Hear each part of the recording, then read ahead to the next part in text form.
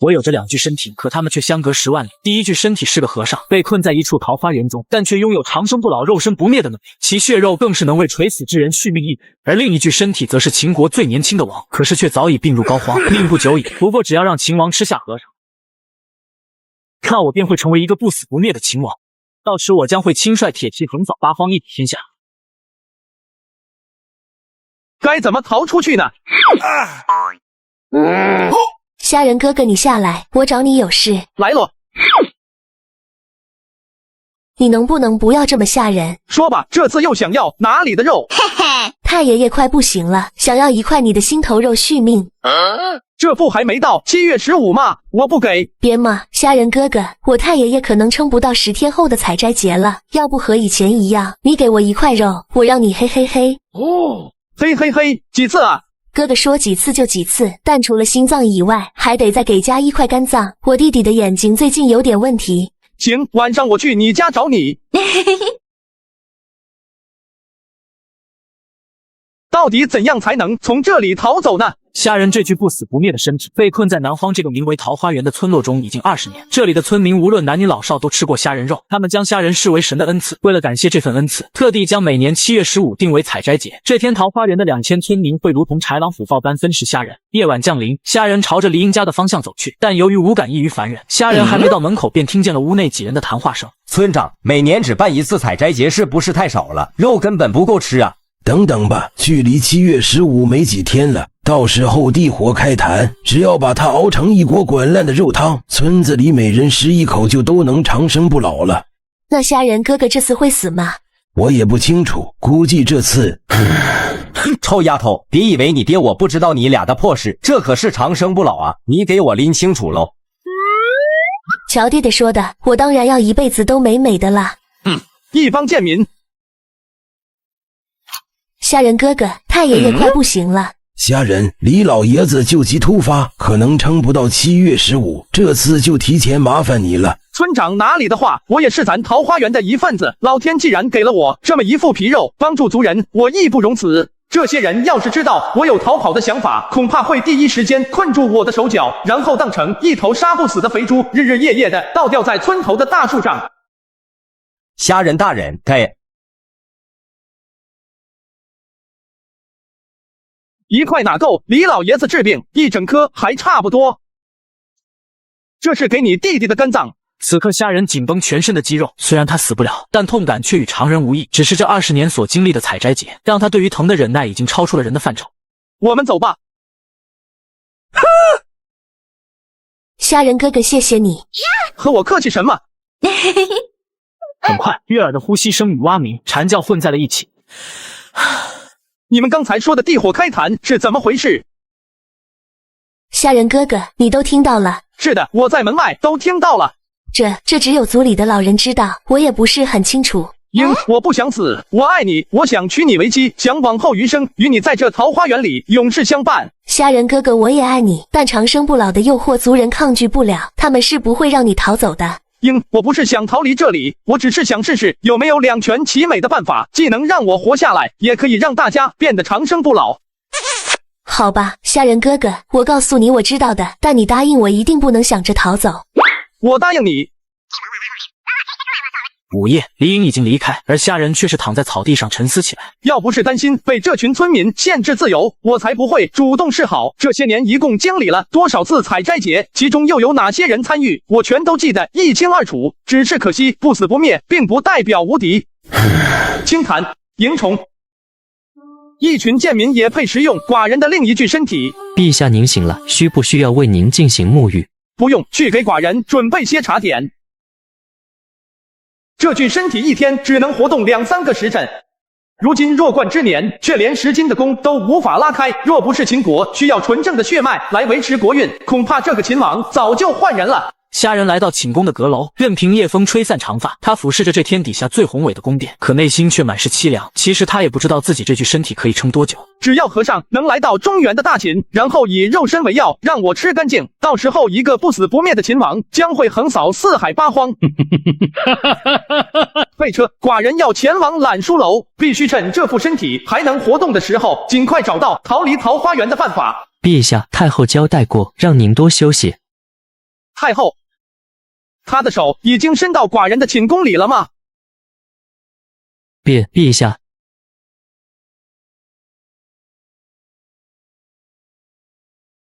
废车！我有这两具身体，一具是长生不老、肉身不灭的和尚，而另一具则是病入膏肓、命不久矣的大秦之王。但和尚的血肉能为垂死之人续命力，只要秦王吃下和尚，就能成为一个不死不灭的君主，一子天下。可身在中原的秦王却怎么也找不到和尚，而被困在桃花源的和尚也怎么都逃不出来。必须在2年内吃下和尚的身体。揽书楼，秦国最大的藏书阁，这里会览天下名卷。而秦王拖着病重的身体前来，就是为了了解关于萤虫和青檀的消息。陛下，把关于南荒的书卷都拿过来，越快越好。陛下稍等。大秦内忧外患，中原还没一统，太后那个娘们也盼着我早点死。整个阿房宫，只有这个相伴了4代秦王的手书人，能让我信任了。陛下，南荒的书卷都在这里了。这么多，你在这揽书楼里有多少个年头了？60多个年头了。那你有没有看到过关于青檀和萤虫的记载？倒是有所耳闻，只不过南荒是距离中原10万里的蛮夷之地，关于萤虫和青檀的记载并不多。快说给寡人听听。据说在南荒的10万大山中，有一种极为罕见的红色肉蛆，名为萤虫。这种蛆虫虽然不大，但若直接捣碎，其肉液便会爆发出能熔炼钢铁的炙热火焰。难道这帮贱民是打算用这肉蛆的火把我给炖了？那这青檀又为何物？陛下，这青檀乃是邪物，万不能沾染。当年我游历南荒时，听人说过，曾有仙人死于这青檀之上。仙人？陛下应该休息了，回宫。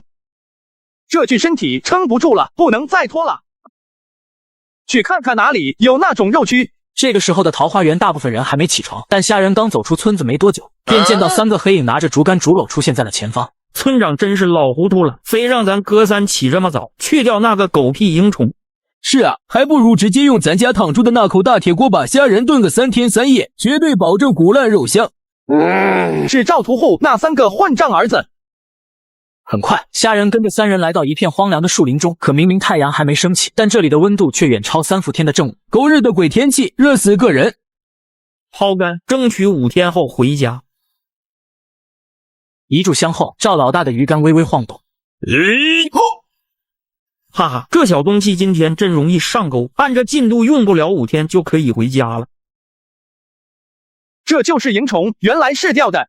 就算这次逃不出去，也不能再和这帮人纠缠了，不然迟早被他们限制自由，变成吃食。虾人就这样在远处静静地盯着3人，直到1天过后，3兄弟被50度的高温烤得精疲力尽，才终于离开湖面准备休息。妈的，早知道这样，出来前就给虾人那小子放点血了。据说那玩意能抗火毒。大哥，反正这距离村子也不算太远，不如咱们现在就回去一趟，顺便……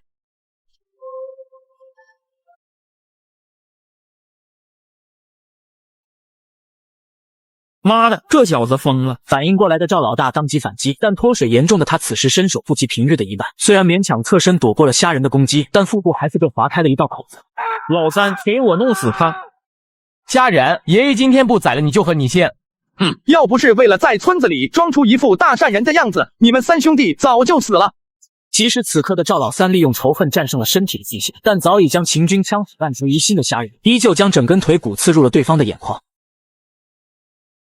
不想死的话，就把你知道的告诉我。今天栽倒你小子手里，老子认了。小时候你们3兄弟因为好奇脑壳里是什么，于是就用石头砸了我一下午。6年前你们又砍断了我10根手，送给姑娘做生辰。那又怎么样？猪和你不都是用来吃的吗？哈哈，吃你们也配？我不会让你死的那么简单。现在告诉我，你们到底要做什么？青檀又是什么东西？我说，青檀是什么？我真的不知道。但村长说，只要抓够90万只萤虫，然后配合青檀，就能让全村人变得和你一样。闻言，虾人内心一动，虽然这具身体本就是要让秦王吃下，但至于怎么吃才能变得不死不灭，他却一直没找到方法。抓来的萤虫都放在哪了？祠堂，萤虫全都埋在祠堂的地下。虾爷爷给我一个痛快吧，我真的好疼。好啊。你要干什么？这火不会无法熄灭吧？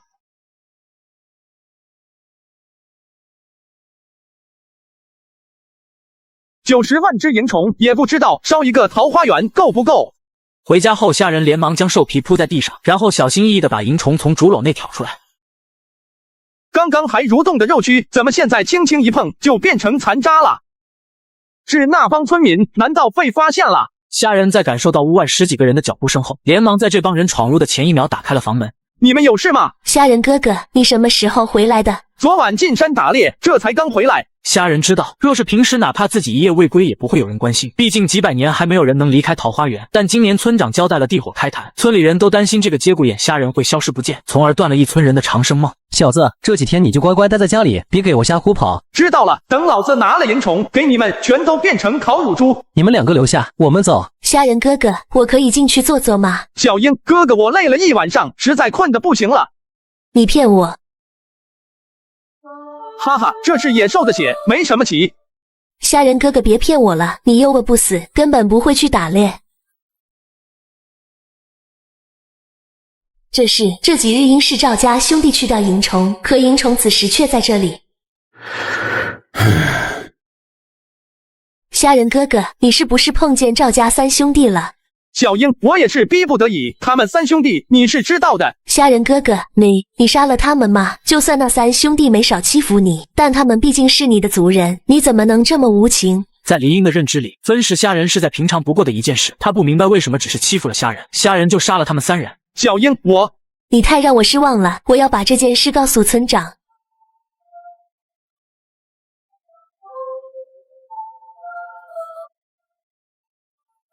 虾仁哥哥，给我，救救我！不是牺牲自己让全村人长生吗？虾仁哥哥说过的呀。李英死了，他至死都不明白，为什么平日里温柔到骨子里的虾仁哥哥会这么绝情。能不能逃出去就看今晚了。只要地火开坛煮了虾仁，我们就都能重新务农。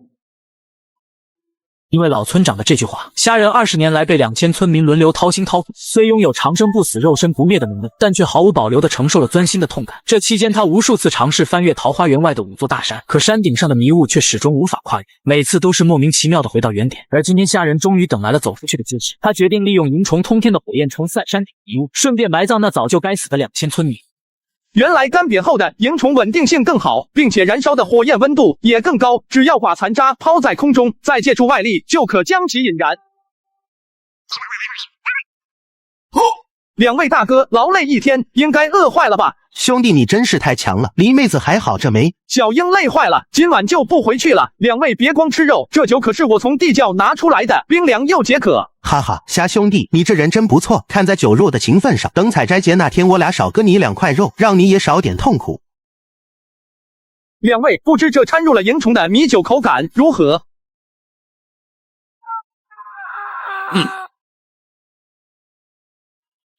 奇怪，这老家伙怎么会如此埋汰？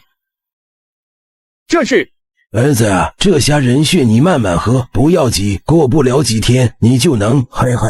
这老头要干嘛？只见尸体突然出现数百个指甲盖大小的黑窟窿，这些黑窟窿竟一闭一合地吮吸着流下来的血，而尸体表面的伤口也有了微微愈合的倾向。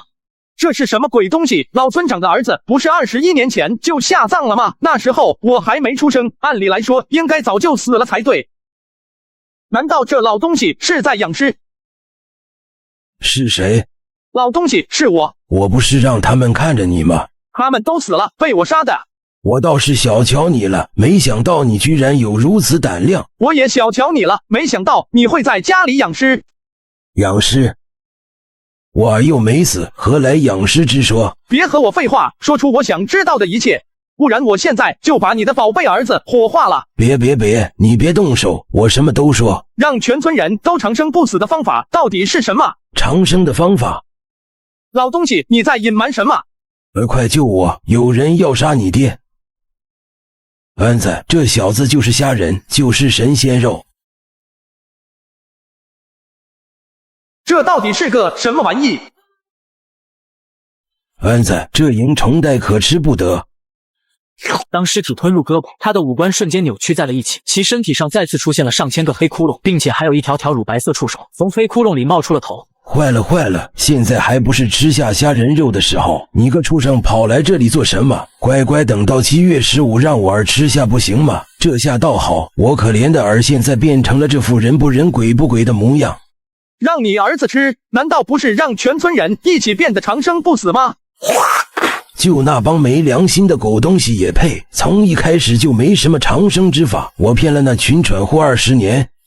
没有长生之法。而这时村长的儿子也变得愈发脱离人性，只见他的脚底长出2根触手，将他高高托起。更诡异的是，脖梗处的脑袋竟变成了一顶青铜香炉，至于原本脑袋则是来到了心脏位置。而你不能再吃了，你看看你都变成什么鬼样子了。不行，听爹的话，真的不能。难吃，这他娘的该怎么办？难不成要用不死不灭的体质撑死这个怪物？不对，我可以趁乱摸鱼。有怪物，大家快出来啊！村长大人和黎英他们都被杀了，死得老惨了。小虾，你是说村长死了？是啊，被那个怪物一口咬碎了脑袋，已经凉透了。都给我抄家伙！妈的，老子的长生吗？村长死了，这下谁来煮虾仁？随即一群人便浩浩荡荡地向怪物方向冲了过去。可当这群人借着月光看清怪物的真容后，前一秒还叫嚣的几人，竟瞬间吓得瘫软在了地上。这不是阿郎吗？是阿郎，他不是早就死了吗？刘张，阿郎哥是我是小刘啊！你们不救我！阿郎哥，对不起，我当时猪油蒙了心，对不起。该死！拼了，能弄死他一次就能弄死他第2次。嘿嘿嘿，这也太沉了。可惜今晚的风太小了，想把萤虫的粉末送到山林很困难。此时村子的中央，怪物在吃了1多半的村民后，体型已经变大了10倍。祠堂那里有火光，我们快过去。虾仁，快把你的肉给我割1块，越多越好。此话一出，同样受伤的村民立刻虎视眈眈地望了过来。你听不懂我的话吗？另一边，怪物在吃完最后一个村民后变得更大，同时也盯上了冒着火光的祠堂。很快，桃花源仅剩的几十人也全部进入了怪物的腹中。或许是因果报应，吃了20年虾仁肉的他们，在今晚却沦为别人的口粮。神仙肉，神仙肉！妈的，这是把最好吃的留到最后才享用吗？管不了那么多了。下一秒，虾仁一头扎进了大鼎中，大口的吞咽起了鼎中的萤虫粉末。紧接着，虾仁便感受到了一股炽热与刺痛感从体内蔓延开，仿佛一口吞了数万根烧红的铁钉一般。而虾仁的身体也在火焰的灼烧下一边消散一边重组，最终只留下了一副森森白骨。疼死寡人了！来啊，来吃我啊！这一刻，怪物从虾仁身上感受到了危险，于是戏剧性的一幕发生了，猎物与猎手的身份瞬间调换，怪物蠕动着肥硕的身躯在桃花源里躲来躲去，而一副冒着火的骨架则在后面不停地追。你再跑个试试！萤虫的火焰瞬间刺破了怪物的脂肪，就这样，怪物的体型变得越来越小，而虾仁仗着不死不灭的体质，和怪物纠缠了1天1夜，直到萤虫的火焰慢慢熄灭，虾仁身体变回原样，怪物也变为了最初尸体的模样。再来啊！虾仁别打了！你是人是鬼？我叫白朗，我也不知道我现在是人是鬼，不过我能恢复神智，还多亏了你。和我有什么关系？萤虫的火刚好烧坏了这个邪物，所以我才恢复了意识。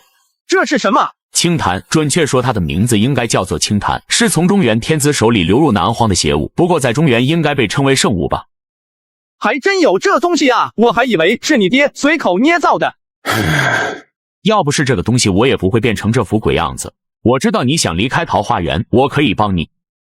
帮我？你为什么要帮我？离开桃花源回到中原，本来就是我的执念。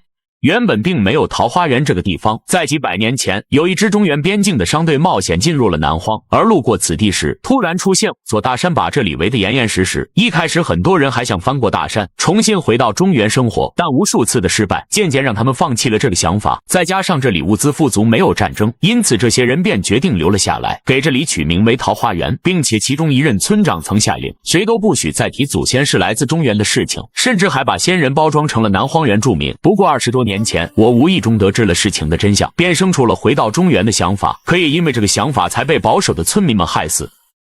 这种邪物我是不想再碰了，不过你这怪胎或许出去后会用到它。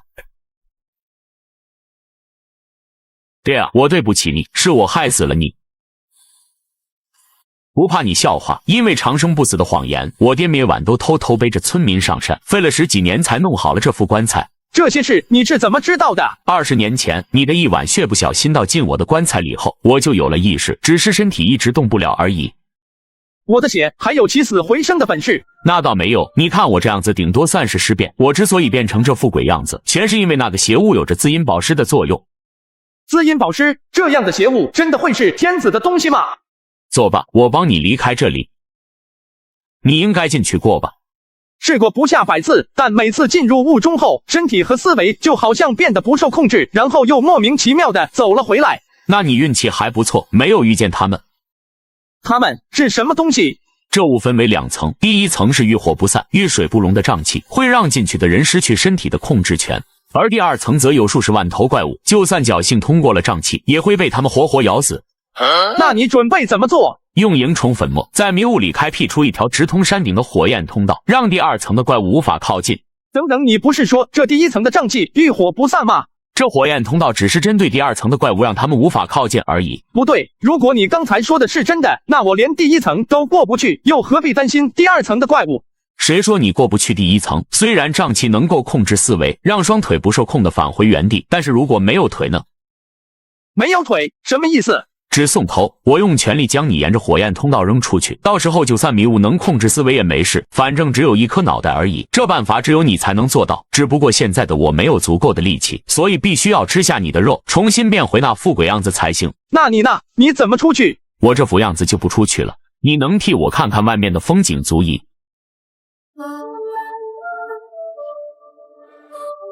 吃吧，肥瘦相间，纹理分明，这乃是上等的五花。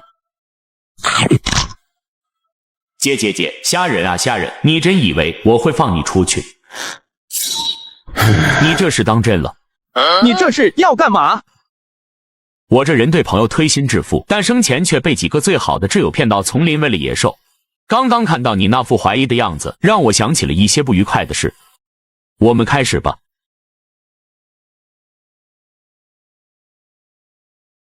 20年，终于等到了！我已经看到秦王率领大秦瑞士一统中原的伟大画面了。你忍住，千万别松口。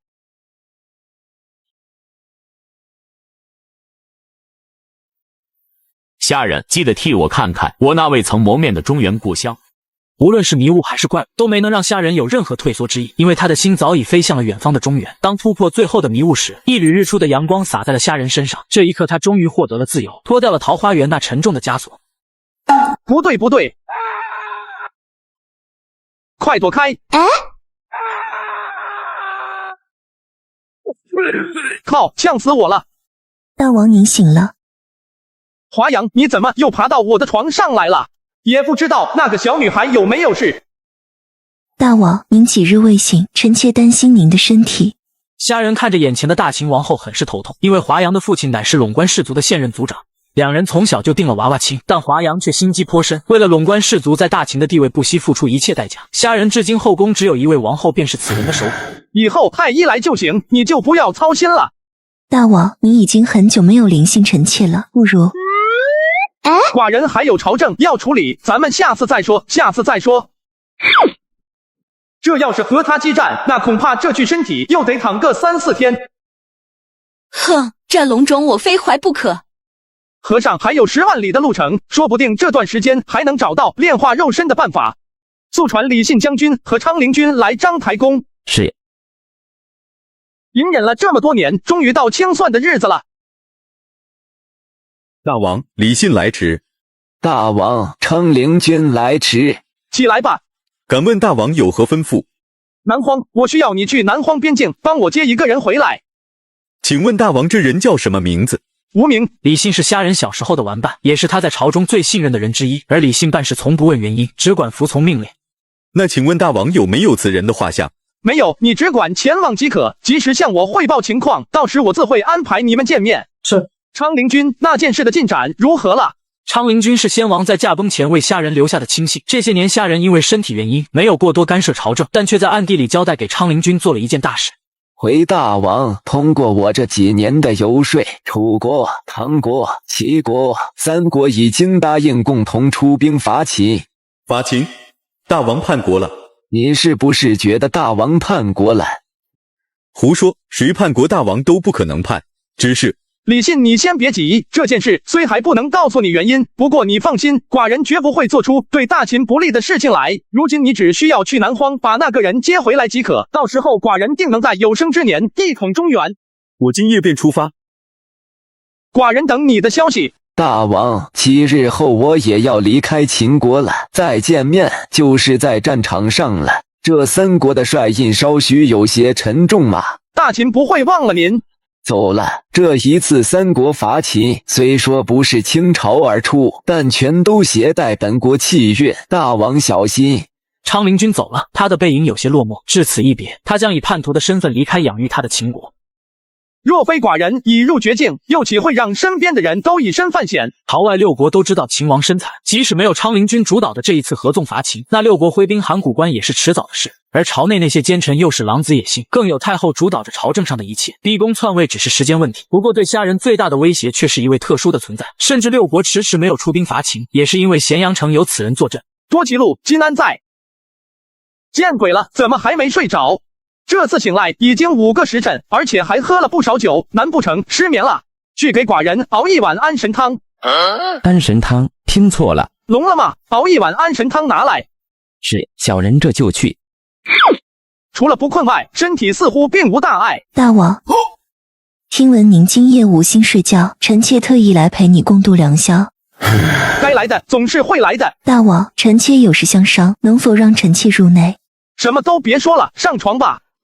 竟然真成功了！华老爷子，辛苦您和我在这里一起守夜了。大王如此威猛，的确有点出乎老夫的意料啊。把药给寡人吧。陛下等等，这药有些凉了。没事。南荒那边到底发生了什么？金蝉不会出什么事吧？被绑了。还被下药了，难怪秦王能活动10几个小时，原来是这具身体强迫下线了。是个女人可以对付。这是要干嘛？难道要割脸上的肉？你是那个在温泉里泡澡的小姑娘。你是谁？为什么要绑我？好像我才是被绑的吧？这丫头光是哑巴就算了，怎么脑子还不太好用？这麻药可贵着嘞，你个死丫头就这么给我浪费了。别打了，这要是打破相了，明早还怎么出嫁？死丫头过来！还好这小脸还没破相，你只要乖乖的，娘就给你吃猪肉大包子。阿爸，把这小子看好了，他可是你的相公。啥？相公？这小子不会是个傻子吧？是不是你把麻药放多了？没放多少啊，也就迷晕一头野猪的剂量。你个蠢货！这肥猪要干嘛？瓜婆娘注意点，这可是你的女婿。少废话！死丫头，明天嫁不出去，老娘就给你卖了换肉吃。幸亏没堵上嘴。小妹妹别害怕，哥哥不是坏人。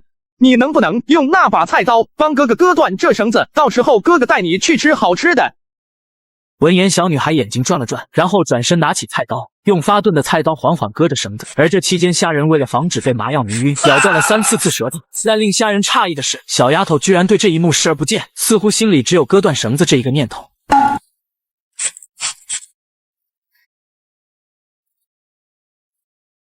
小丫头，你不傻。有人来了。这么精壮的奶娃娃还是第一次见，与其便宜别人，不如先便宜了老娘我。这肥猪要干嘛？小宝贝，我来了。妈的，也不怕压死我！死婆娘，大晚上你折腾什么？明早还有正事呢。阿爸，我可以带你离开，但你不能一直跟着我，因为我也有自己的事情要做。阿爸，对了，小丫头，我那天从空中掉下来后，你有没有看到一个青铜香炉？阿爸，我们走吧。怎么村子里都贴着喜字，搞得好像全村人嫁女儿一样？虾仁带着小女孩跑了很久，直到离开村庄几十里后才停下来休息。好了，现在你也自由了，接下来咱们大路朝天各走一边好不好？等这小丫头睡着了，我再悄悄溜走吧。也不知道这几滴血能不能让你重新开口说话。南荒的地貌与大秦截然不同，这里地广人稀，虾仁一连走了7天都没有遇见一个小镇，并且还陷入了一个非常尴尬的困境。哪边是北啊？整整7天了，不是碰到森林就是山川。天灵灵地灵灵，给条活路行不行？正面走左边。终于有活人了。进了镇子才发现，街道上车水马龙，一旁的商铺应有尽有。这样的闹市和南荒的贫瘠有些格格不入。不过最奇怪的是，每个铺子前都放着一尊白玉观音，买家只需将血滴在观音上，便可挑选自己的东西。真是个奇怪的地方。先生要点什么？问你打听点事。先生，您看呐，上一坛酒，再随便来2、3个小菜，一共36个时辰，请付账。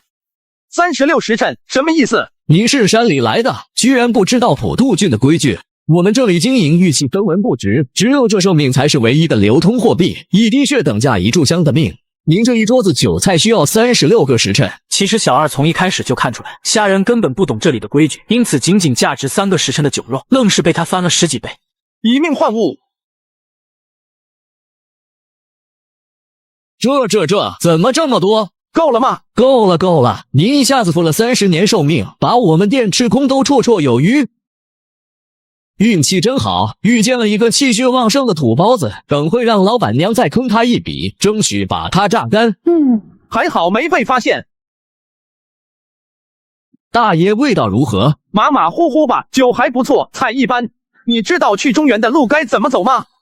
中原？南荒不好吗？您要去中原干嘛？准备去边境做点生意。大爷，今时不同往日，现在都没人愿意去中原了，而且去中原的路也断了。断了？什么意思？大爷，您给我一滴血，我就带您去见老板娘，她是我们公子镇的老大，什么都知道。求您给个脸，见了老板娘别提这件事。好，感谢大爷。那我们现在就走吧。不行，还得等等，老板娘白天睡觉，晚上才会去赌房，到时候我带你过去。南荒天气多变，前一秒还艳阳高照，下一秒就变成了倾盆大雨。你们听说没？刘家村被普渡贤师的手下屠村了，好像是因为出嫁当天有个女儿私自逃跑的缘故。不就8天前的事吗？早就听说了。8天前出嫁？现在整个普渡教都在通缉那个小姑娘，活的赏钱10年，死的也赏钱2年。什么？一头老黄牛也就值2个月，那一个小丫头值10年？开玩笑的吧？哼，你懂个屁！这叫杀鸡儆猴。这么多年了，这是第一个敢允逆普渡贤师的人。这丫头什么样子？等会咱哥几个也去碰碰运气。听说是13、14岁，长得还挺水灵，要真落到我手里，那我得嗨嗨呀！对了，这丫头好像还是个哑巴。真是那丫头！虾仁微微犹豫了几秒，但最终还是重新坐回了板凳上。并不是他冷血无情，而是他自己都朝不保夕，能不能离开南荒都是个未知数。眼下没有能力插手这小丫头的命运。大爷，我们老板娘是个大人物，而且还是南荒数1数2的大美女，就是性格有些阴晴不定，您一会可千万不要触怒她。怎么个大人物和那个普渡贤师比起来呢？这话可万万说不得，普渡贤师慈恩还雨，根本不是我们老板娘比得了的，甚至老板娘连进入普渡教的资格都没有。一个教派居然在民间有如此威望。大爷，这普渡教的教众虽然有些残忍，但普渡贤师却是1等1的大善人，而且还有大神通呢。他老人家带了许多外面才有的东西来南荒，还让我们这些原本饥不饱腹的普通人，现在只需损失一点点寿命，就可以过得不比中原人差。怪不得那些商贩卖的大部分都是中原之物，难道这普渡贤师和中原有关？你们就不怕把寿命用完了？寿命？在南荒最不值钱的就是人命。普渡贤师来之前，为了一口饱饭就杀人满门，这种事还少吗？我还有命，再跟我赌10年，我肯定能赢。这就是把命用完的下场。简简单单粗茶淡饭又花不了多少钱，何必呢？店小二不理解这些土的做法。自普渡贤师来到南荒后，穷人既不用下地耕锄，也不用冒险上山打猎，仅仅花10几年的寿命就能维持一家人一辈子的温饱。可总有人非要沉迷于享乐和赌博的快感，最后把命玩完。大爷，这里是公子镇唯一能续命的地方，您要不要试一试？怎么个续命法？就是赌，您如果手气好的话，那从庄家手里迎来10年寿命，就可以在这里折成1年阳寿。如此一来，也倒是可以把和尚的寿命转移到秦王身上，可以稍许玩一玩。得嘞，我这就去给您安排。大哥，我竟带来了1头猪仔，这次我要1成的利。你也配1成的利？你是想让老板娘杀了我吗？这头猪仔不一样，它的气血特别旺盛，1缕血就顶别人30年的寿命。你确定这种气血的人1万个都挑不出一个？千真万确，酒馆的观音像今天直接被他撑爆了。只能给你半成，毕竟这种人得老板娘亲自出马。就是你要赌？是我。我们老板娘有个规矩，只要上了赌桌就必须跟住，直到寿命耗尽才能停止。大爷，您如果想知道中原的消息，恐怕只有老板娘能告诉您。没问题，不过要怎么赌，必须我说了算。有意思，小弟弟挺有胆量。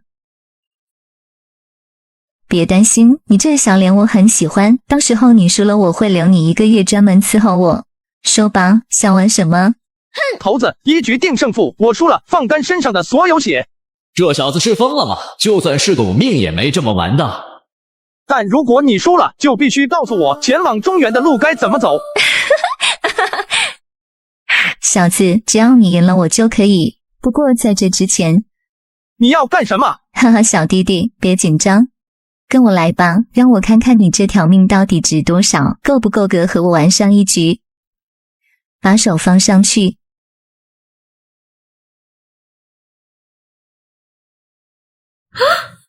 快停下来！这是观音的极限，并不是这小子的极限。你的气血怎会如此旺盛？气血是指寿命吗？这倒不是，气血只代表生命强度。比如一个杀敌无数的老将军，或许他的寿命只有几10年，但气血却是普通人的数倍。这赌本够不够和你玩上一局？不。这难道都不够吗？不是你不够，而是我不够。就算把我的花间楼卖了都不够与你上桌。你能拿出多少就拿多少。你是在轻视我吗？虽然我拿不出6000年寿命，但我却有一个能加入普渡教的办法。我用这个和你赌。加入普渡教？老板娘是疯了吗？小弟弟，真是便宜你了。等等，你是不是搞错了？我知道我吃亏了，不过就当便宜你这个小弟弟了。去把那小妞带过来。小子，只要你能撬开这女娃娃的嘴，那加入普渡教大概率没什么问题。是他。这就是普渡教前几日通缉的家伙，如果我输了就把他给你。不过他虽然是个哑巴，但骨头却硬得很，愣是被我逼问了3天，也不肯写出和他一起逃走的人是谁。他是怕发现我和他认识，所以才把头扭到了一边。这一瞬间，虾仁的心里第一次出现了愧疚和后悔。普渡教怎么知道有人和他逃出去？听闻是普渡教的人在这小妞家里发现了有人可以断舌重生，于是便来了兴趣。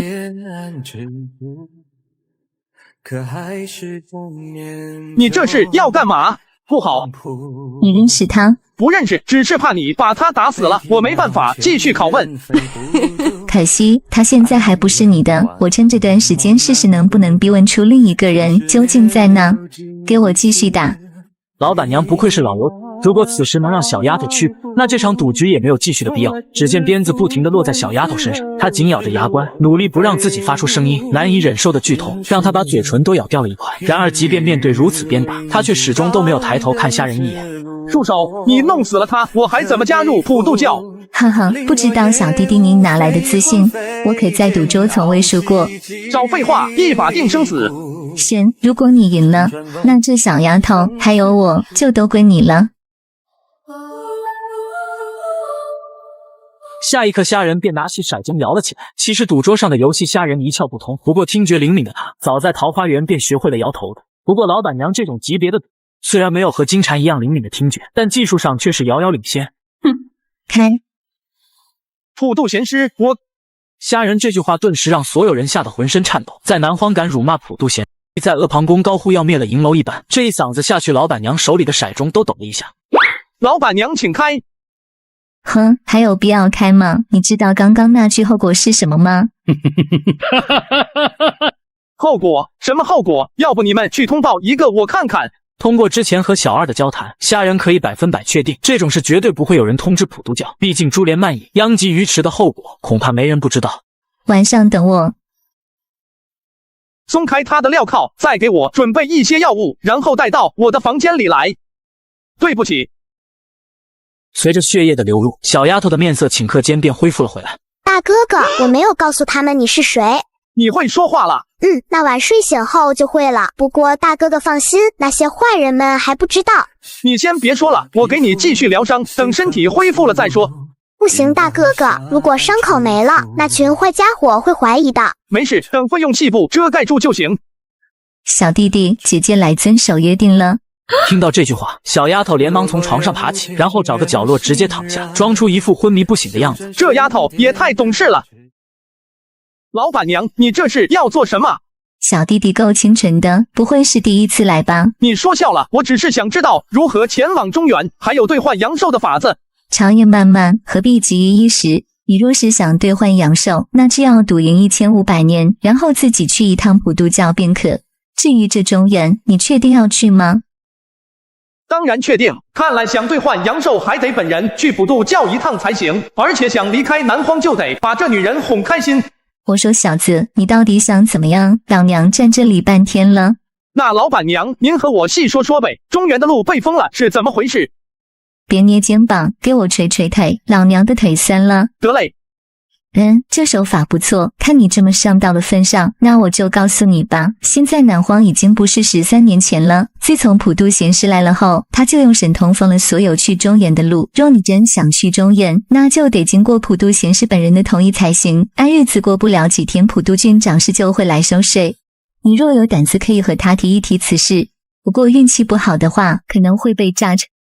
收税？他是想当南荒的王啊？南荒的王？你也太小瞧他了，整个南荒的商户他都要收取90%的收入。那除了他同意外，就没有法子离开南荒了？没有，别说南荒了，没有长氏的同意，你连普渡郡都出不去，就连唐国驻守边境的10万军队都被他困了13年之久。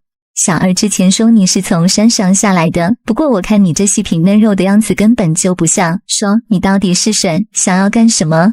我的确不是南荒的人，而是来自大秦。放屁！南荒所有的亲人我都知道，根本没有你这1号人物。秦简出鞘，远绝河山而征他人国都。虎狼之师，威如震雷，势如奔马，志不留肝，死不休战。你是白将军麾下的人？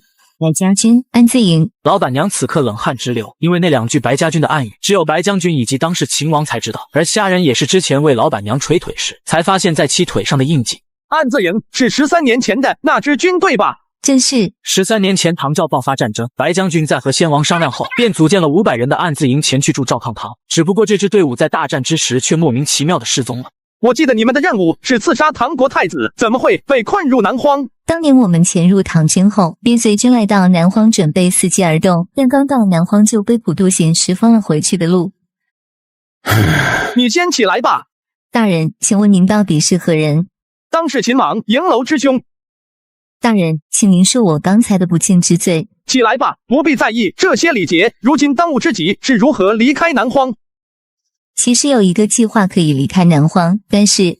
别磨磨唧唧的，赶紧说。我们暗自营已经和唐军首领达成了共谋，过不了多久就能指导普渡教黄龙申请普渡贤师，但这和敌国军队联手的事情无妨。这件事你有把握吗？7成把握。此事不可大意，一定要确保唐军那边不会反水。您放心，唐国太子已经在这待了13年，他比我们暗自营的兄弟更想回去。好，返回大秦，我会亲自向大王为你们请功。谢大人，这小丫头要不您还是交给我吧，我再试试能不能问出另一个人的下落。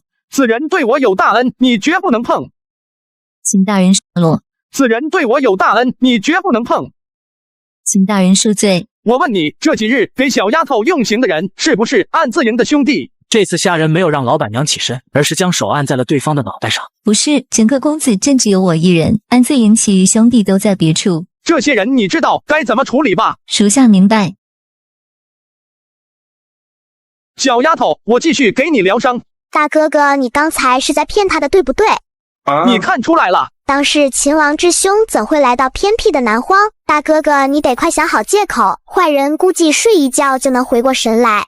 那你觉得我该怎么办呢？其实大哥哥什么都不用说，继续用王氏的身份给对方施压，让他自己去脑补呗。聪明，这小丫头不但头脑灵活，而且还略懂帝王相术，培养一番后可以让她入朝辅佐秦王。小丫头，你有名字吗？我没有名字，他们一直都叫我死丫头。那你给自己取一个好听的名字吧，以后就跟着我了。洛阳，因为我想看看中原天子居住的地方，然后在那里吃上一块桃花酥。好，我一定带你去，让你吃个饱。今晚南荒的夜风似乎变得温柔了，虾仁与小洛阳拉着钩，许下了一个看似简单的约定。第二天一早，老板娘跪在虾仁房门口，手里托着一个红木盘子，轻轻地敲响了房门。起来吧，大人，那些人我已经处理了，这碗里装的是在下刚从腿上割下来的，希望大人能不计前嫌，不要激怒暗自营的兄弟。此事不怪你，莫要担心。大人，有一件事我想不明白，您不远万里来到南荒所为何事？而且13年前南荒便被封禁了，您又是如何前来的？哼，王家的事，你有什么资格多问？在下不敢，这气场真的是王氏的人。你叫什么名字？在下黄良玉，您叫我良玉就行。起来吧，和我细说一下普渡贤师到底是何人，还有你们的计划又是如何？在下也不清楚，普渡贤师本人很少离开普渡教，而且我听闻他根本不是人。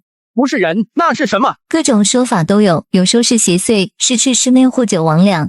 那你们和唐军准备怎么做？过段时间普渡教长师会来收账，我已经通知了暗自营的兄弟10天后来这里集合，到时候我们制服长师，然后和唐军一起攻入普渡教，只要申请了普渡贤师，大伙就可以离开南荒了。如此简单，那为什么不能直接攻入普渡教？因为除了各郡的长师外，没人知道前往普渡教的方法。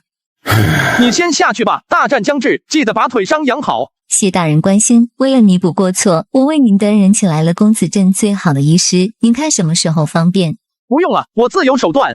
接下来的几天，虾仁给小洛阳换了一套新衣，每天都带着他在街上闲逛，时而看看新奇的玩意儿，时而尝尝美味的小吃。从未吃过肉的小洛阳，这些天的小肚皮一直都是鼓鼓囊囊的状态，直到第7天。大人，大事不好了，唐军10万唐军消失了。梁玉，你慢慢说。整整10万人，普渡贤师把他们都弄没了。冷静点，你怎么确定这是普渡贤师所为？如果能让10万军队顷刻间消失，那他还何必蜗居在南荒？可是，暂且不管那些唐军，再想想有没有其他能出南荒的办法。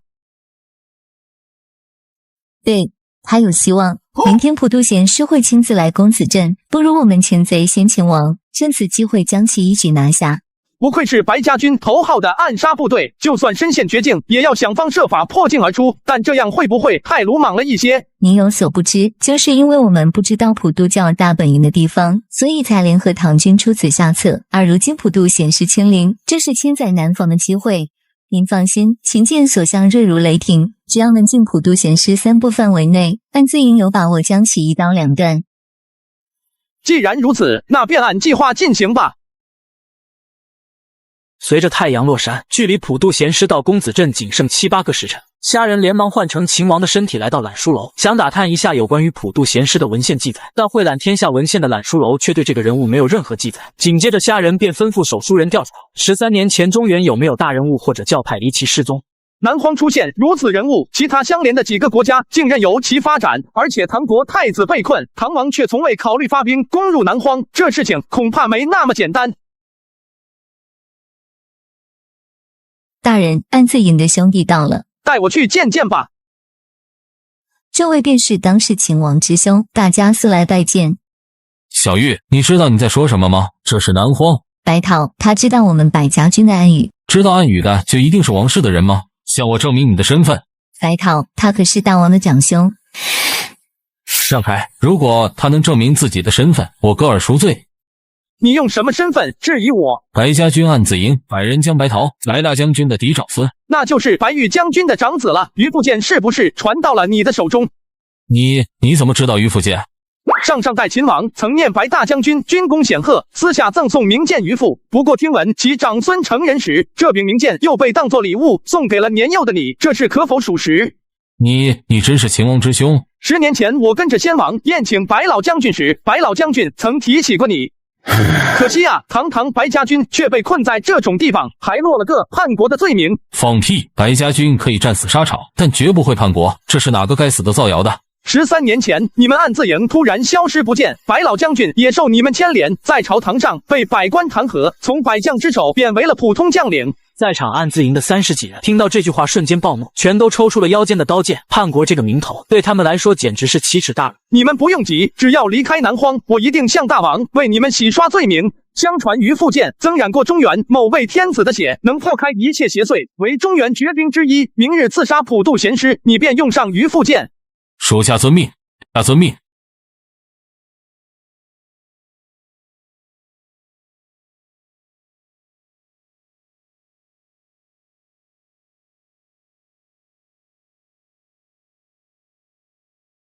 梁玉，这是怎么回事？不是说普渡贤师中午才会到吗？我也不知道，信中的确说的是午时才到。别急，梁玉，你赶紧去准备自己的事。白桃带着兄弟们伪装一下，分散在花间楼内，到时候见机行事。老板娘，出来面见普渡贤师。来了，蒋氏大人，不是说午时才到吗？怎么提前了这么多？小女子连酒菜都没准备好。普渡贤师什么时候来？还需要给你说吗？大人莫怪，小女子这次也给您准备了20个姑娘，30头烤乳猪，还有50缸上等美酒。还是你们花间楼懂事，我这就去嘿嘿嘿一下。小玉啊，等你哪天不是这的老板娘了，那可千万别寻死，到时候我一定要来找你嘿嘿嘿一次。您说笑了，大人，那他们呢？不用管，告诉镇里的人，普渡贤师没离开前，任何人都不准出门，也不能靠近这里半步。蒋氏大人，普渡贤师是在那莲花台里吗？我这就去准备酒菜为贤师接风洗尘。贤师岂是你能见的？与此同时，虾仁也从3楼掀开窗帘向楼下望去，但当目光刚扫到莲花台时，他眼前的场景竟逐渐变得模糊，紧接着一种难以描述的爽感瞬间席卷全身，竟使他完全将离开南荒以及一统天下的宏愿忘得干干净净，满脑子只剩下了极致的享乐。大哥哥，你没事吧？我刚才怎么了？你刚刚有点不对，就像是着魔了。这普渡贤师果然不对劲。大人，您慢用，我给您去准备酒肉。哈哈，真是极品。死肥猪，老娘总有一天亲手嘎了你。作为15岁就入了暗自营的天才，洪良玉此时却对一头成了精的山猪无能为力。一定要想办法引出普渡贤师。我会想办法的。2个时辰后，长氏的面色红润的从房内走出来。快把烤猪和美酒拿来，本大人饿了。大人，早就给您准备好了。吃你的同类去吧，死肥猪。不错，日后我在贤师面前帮你美言几句。大人，我仰慕贤师已久，能不能给我一个一睹贤师真容的机会？这是小小建议，还望大人您笑纳。虽然您的威猛不亚于9天上的巨龙，但这玩意却能让您体验到更上一层楼的极乐，这可是我费了老大劲才为您寻的。好宝贝，好宝贝，小玉你有心了。这样吧，明天我安排你在莲花台前给贤师叩礼。谢大人。小玉，明天你和4个兄弟随我去见普渡杂毛，其余兄弟在一旁伺机补刀。为了暗自营的荣耀，为了爷爷的清白，明日的刺杀只许成功，不许失败。白桃擦拭着许久未出鞘的于复剑，一旁的兄弟们此刻全都摩拳擦掌，恨不得太阳早点升起。各位还没休息吗？大人，这么晚您怎么还没休息？睡不着，向你们打听点事。大人但问无妨。10万唐军消失到底是怎么回事？这消息的来源又是哪里？此事说来话长，但消息的来源绝对可靠。见白桃如此笃定，虾仁也不由低头思索起来。10万训练有素的军队一夜间消失不见，总归有点匪夷所思。根据秦王那边的消息，唐国13年前的确派兵来过南荒，但却仅数日时间便原路返回，甚至没过多久，竟当朝宣布了重立太子。此刻虾仁心中有了猜测，那便是唐王当初与普渡贤士见过面了，甚至还达成了某种不为人知的合作。我问你，唐国太子在军中是否有威望？能否在唐军中拍板定策？太子在唐军中虽不掌兵，但其身份也足以镇住这些人。不过这军中的决策人则是将军。什么狗屁当朝太子？唐国的太子在13年前就已经换人了。明日行动暂时取消，我怀疑唐江已经和普渡贤师里应外合，10万唐军消失就是个幌子。这次普渡贤师亲自前来，大概率是为了你们这些人。不行，13年了，这是普渡贤师第一次走出普渡教，如果错过这次，我们恐怕就再也没有机会了。如果我非要让你停止那，或者再等几天看看。在下恕难从命。大人，机会转瞬即逝，如果是您猜错了，又打算怎么向我们交代？大人，好吧，既如此，那我便不再插手此事，一切行动由你指挥。明天我会在暗中观察，如果真是我猜错了，那我亲自为你侦查认错。等回到大秦后，所有人赏1000金，赏万亩良田。大人放心，于父健在手，普渡贤师的人头我明天是要定了。好，希望明日我能为你侦查。小易，怎么除了你以外还有其他人？蒋氏大人，这都是公子镇的乡亲，他们也都仰慕贤师已久，希望大人能给个机会让他们完成心愿。你们手里捧着的全都是普渡教从中原拉回来的，你觉得贤师能看上这些玩意？大人，您看这。算了，既是你们的孝心，那便拿去吧，反正贤师也不会计较。这肥猪怎么变得如此好说话，甚至都不搜身？难道昨晚大人的提议是对的？即使此刻洪良玉心中有了不好的猜测，但开弓没有回头箭，此刻已然没了退路。而白桃则是放慢呼吸，心中默默倒数起了步数。小丫头，你现在就离开这里，一路朝着北边跑，直到跑出20里，再停下等我。好，那大哥哥你也小心点。果然不对劲，这些女尼和花轿队伍站了一晚上，居然没有一点呼吸与鼻息声，难道这普渡贤师真的不是人？15步，13步，10步。你们想干嘛？都给我停下来！你们忘了普渡教的规矩吗？3跪9叩才能面见贤师本人。大人，刚刚太激动给忘了，我们这就叩首。哈哈，一群傻子，真当贤师不知道吗？远处的虾人看着这如同耍猴的一幕，微微叹息。让你们不听我的，这么明显的请君入瓮都看不出来。5步，3步，动手！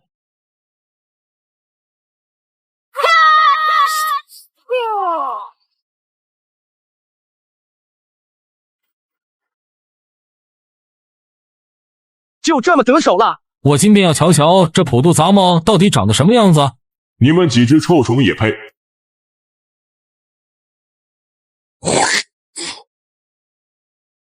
兄弟们，宰了这头肥猪！不自量力，来吧！洪良玉第一个冲到了长氏的面前，下一刻，他心中多年的委屈和忍让，全都如潮水般涌了出来，拼尽全力挥动着手中的短刀。可当短刀砍在长氏的身上时，竟冒出了火花。你到底是谁？普渡教长氏，贤师手下的欢喜罗汉。小易，你洗干净等我，本罗汉可以饶你一命。是你祖宗的狗屁罗汉，老娘今天就算死，也先宰了你这黑毛野山猪！兄弟们，随我上！不是说于复健是中原绝兵之一吗？今日就让你们开开眼，看看贤师赐我的罗汉身有多强大。50年寿命，中原的军人果然气血旺盛，是1等1的好货。这一幕让白桃等人瞬间红眼，再次冲杀上去，双眼、口腔、心脏这些人体最脆弱的地方，全都成了暗自营这一轮的攻击目标。真烦人！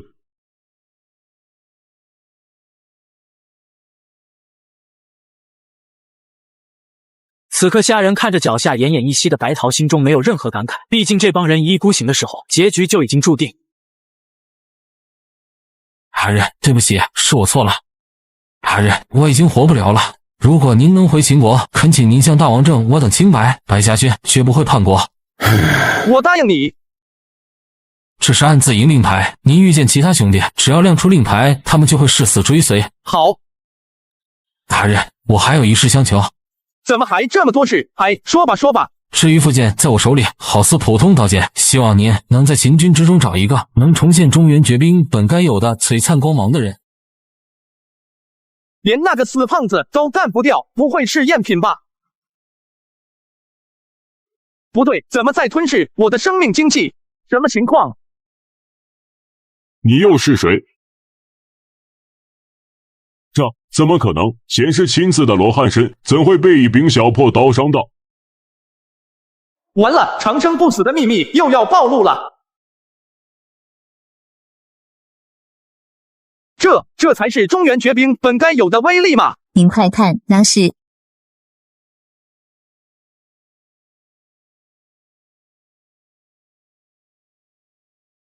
说普渡佛坛，继续你起坐吧。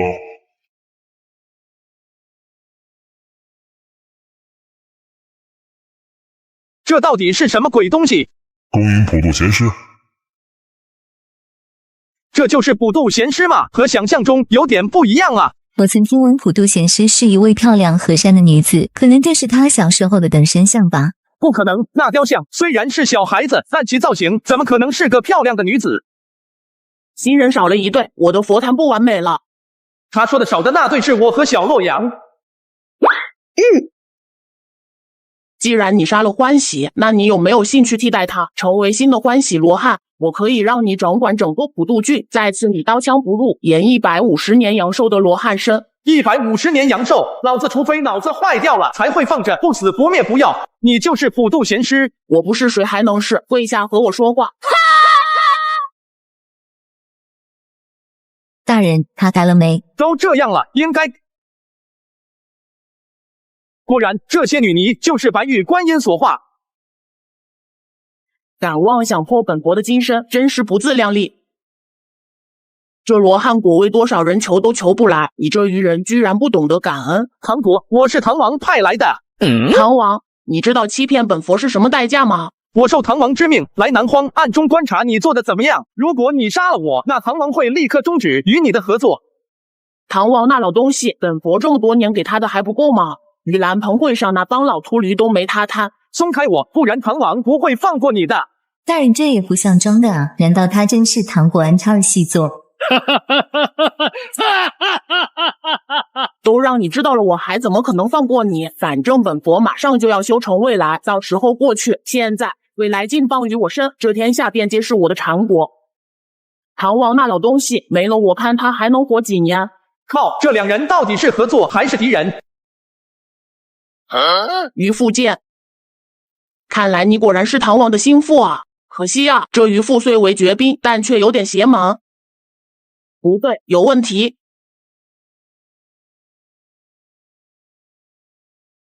你，难道是长生不灭？哇哈，这天上的宝贝居然被我得到了！完了，还发现了！大胆，竟敢毁我金身！我虽不如你，但这续命的手段也可通天。攻击他的肉身，直到这血雾不能让他重生为止。遵命。就凭你们也配合本佛作对？这还是人吗？连生物都不算吗？我佛慈悲，再给你一次机会，小子，只要你归入我教，那我便和你共享长生，将我这一身的本事全部倾囊相授。到时候和们走到哪里，哪里便是那极乐之地。此刻，这么一个庞然大物突然出现，小镇上的居民全被吸引了出来。这是什么玩意？救命！救命！一群香火，大呼小叫什么？本佛这就恩赐你们极乐之感。过去皆苦皆难，现在皆苦皆难，未来皆苦皆难。一切法皆空性中，圆成皆是极乐差，消除苦痛走时亡，来世极乐入洁净。随着一声声诵经声传出，虾仁的双眼瞬间眯成了一条细缝，浑身的肌肉因兴奋而颤抖不停。这一刻，什么一统天下大秦崛起都被他忘了。离开南荒，不，我要在这极致的快乐里面。不对，我在干什么？一定是这诡异的经咒。梁玉，快醒醒！大人，我这是怎么了？哼，无用之功，等我把这些香火烧完后再来收拾你。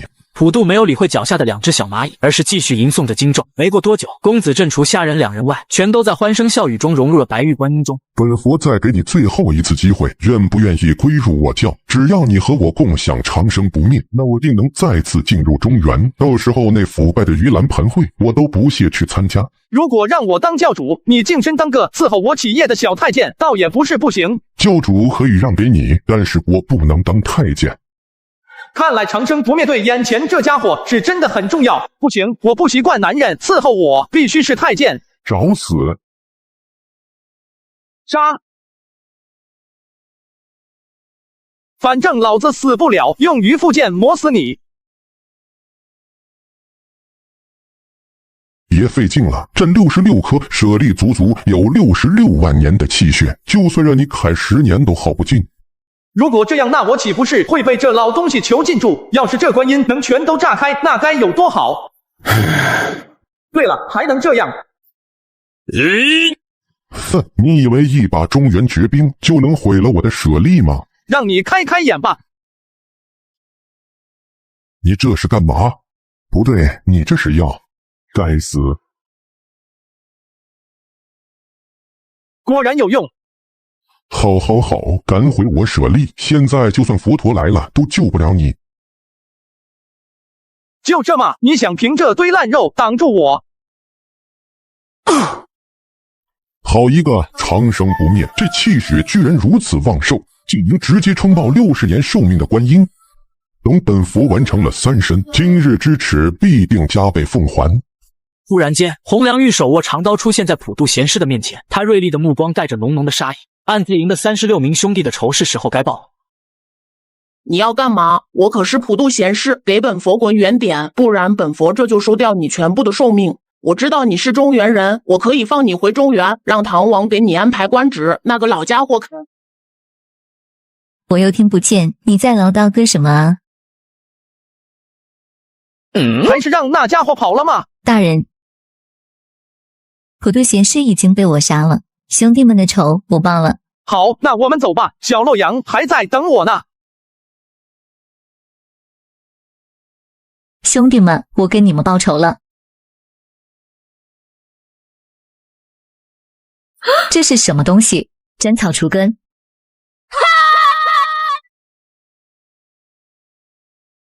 本佛的过去生居然被你这个女人毁了。既然如此，那就……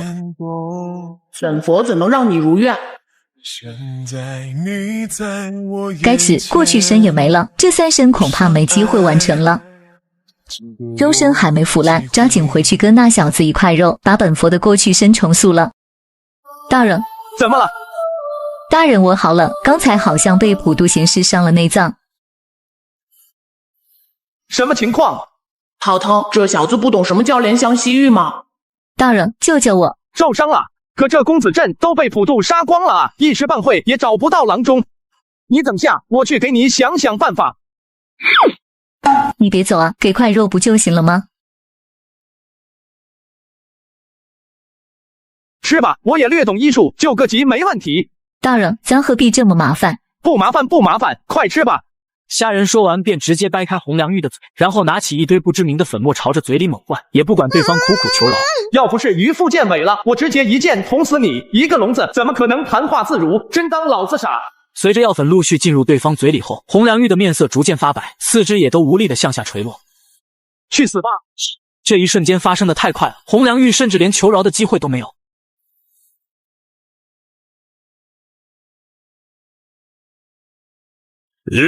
别杀我，你要什么我都给你。突然间，普渡如法炮制。靠，怎么不张嘴？别啊，有话好。虾人抬头看向天空，微微叹了口气。其实就算红良玉没有被普渡贤师上身，虾人恐怕也难留他一命，毕竟长生不灭这件事关乎的实在太大，桃花源的悲剧绝不能再次重演。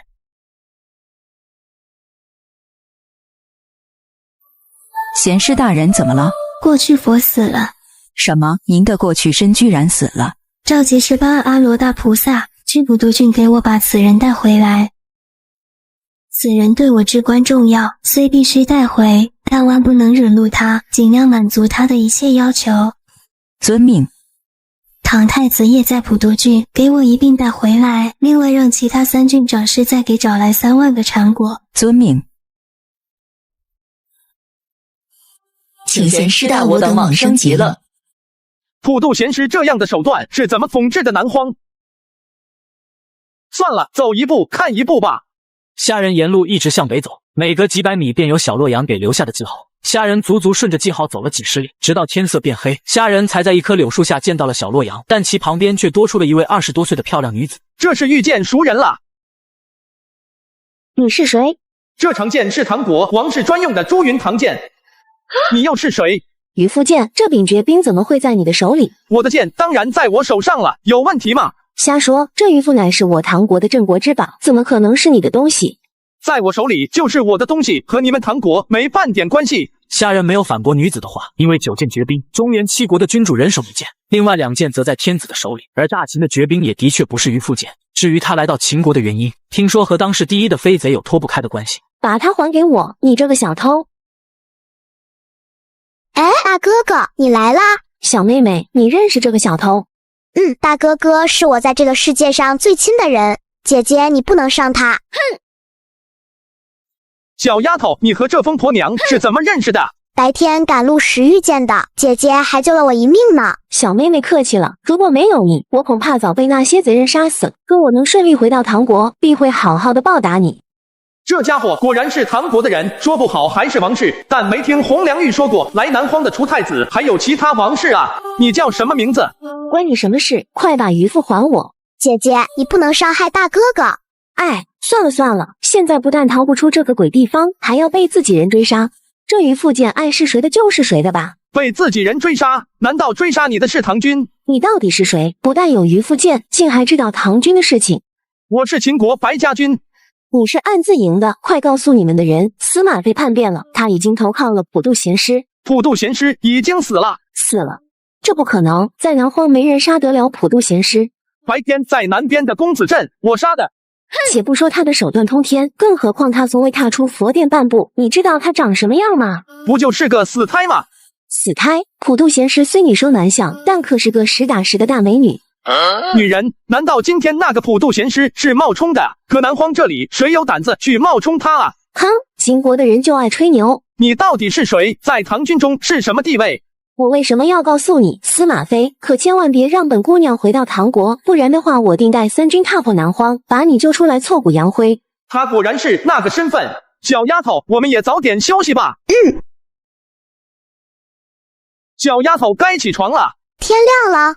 叫上你的大姐姐，我们走吧。我可不和你这小偷一起走。小妹妹，以后来唐国，姐姐再好好报答你。奇怪，中原明明在北，他为啥偏偏往西？几个时辰后，虾仁2人决定在一处小河旁停下来休息，并且虾仁还抓了几条肥美的草鱼作为2人的午饭。洛阳这小身子骨是得给他好好补补。有人来这边了。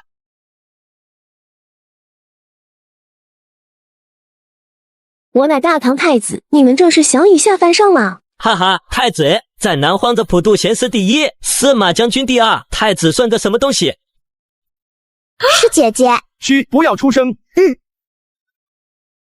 哈哈，你在跑啊！我居然前几天才知道，大唐太子原来是个娘们。队长，我看这娘们姿色倒是不错，不如交给司马将军签，咱们哥几个散。队长闻言便低头犹豫了起来。虽说他们已经投靠了普渡贤师，但再怎么说，眼前的女人也是他们10几年的大唐太子。队长，咱们可已经13年没见过女人了。兄弟们，今天这是回去谁都不能张扬，更不能让司马将军知道，否则别怪我翻脸不认人。你们要干什么？她本是大唐第一女太子，可如今却被手下的军队星夜追杀，甚至这群13年没见过女人的士兵，竟还想尝尝太子的滋味。就在绝望之际，他终于看到了一丝希望的曙光。救救我，求你了！然而虾仁却直接抱起小洛阳，生怕跑得慢了。我可以告诉你于复剑怎么用。我以大唐国运起誓，并且我还保证登基后，秦唐2国世代友好，唐国绝不会主动发兵攻秦。你怎么向我证明你能够做到？那你要我怎么样？我现在还没登基呢。这不是我该想的。如果那些人靠近这里20步之内，你还不能证明，那就自求多福吧。虾仁很清楚，在这个群雄割据的年代，就算是一国之王也能做到言而无信，更何况身旁的女人还是一个被抛弃的前太子。我30步，我这就向你证明。金凤喜，原来如此，这女人和衰弱的秦王一样，虽是女儿身，但却身负国运。我李银台，唐国第87任太子，对金凤喜起誓，若眼前这位男人能够在南荒护我周全，等他日登基后，我将与秦国永结同盟。若违反誓言，愿让大唐国运消散。够了！你要干什么？别废话，在我没开口前，你若敢扯下这块布，那我就连你一起杀了。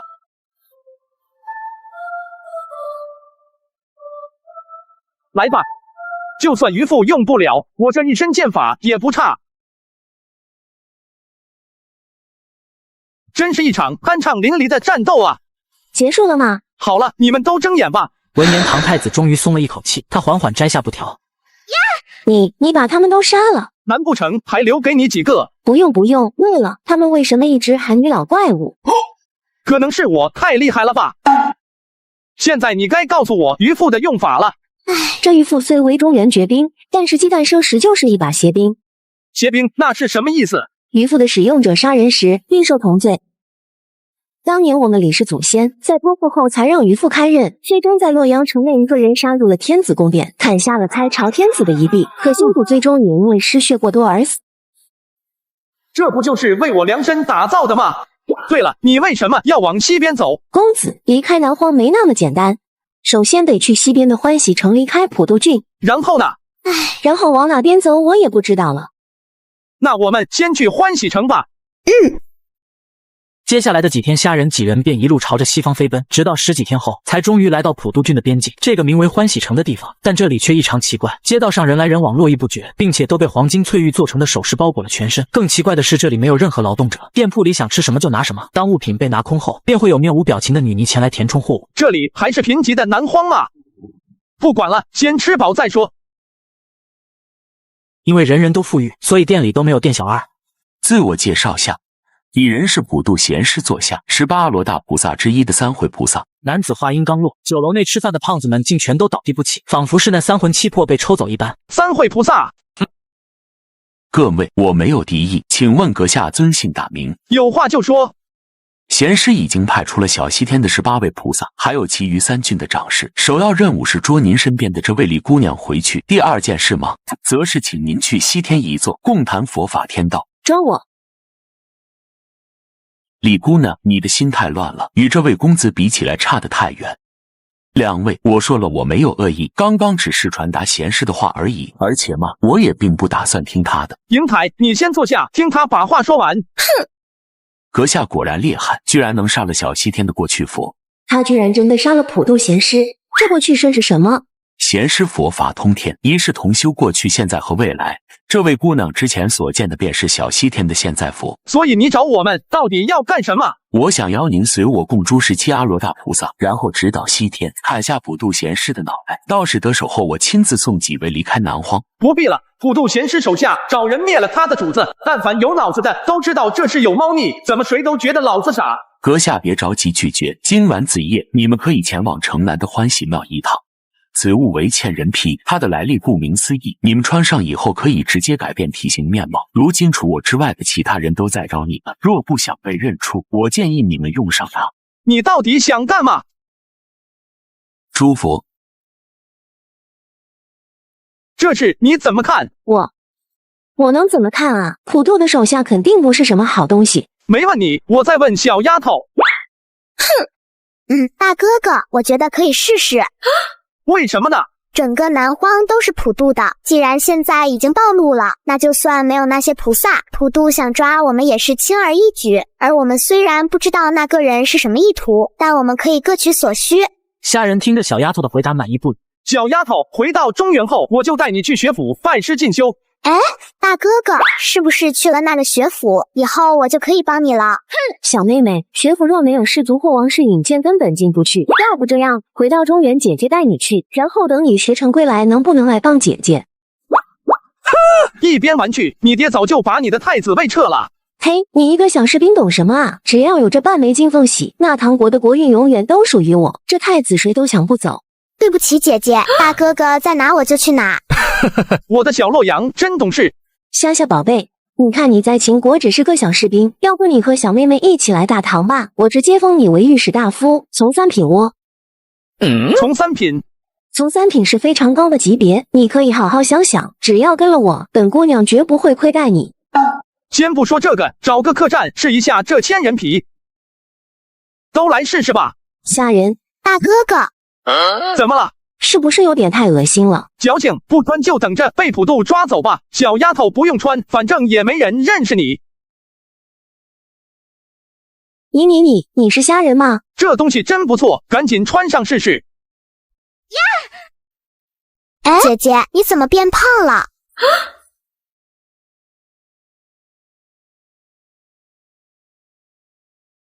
这能叫做妙吗？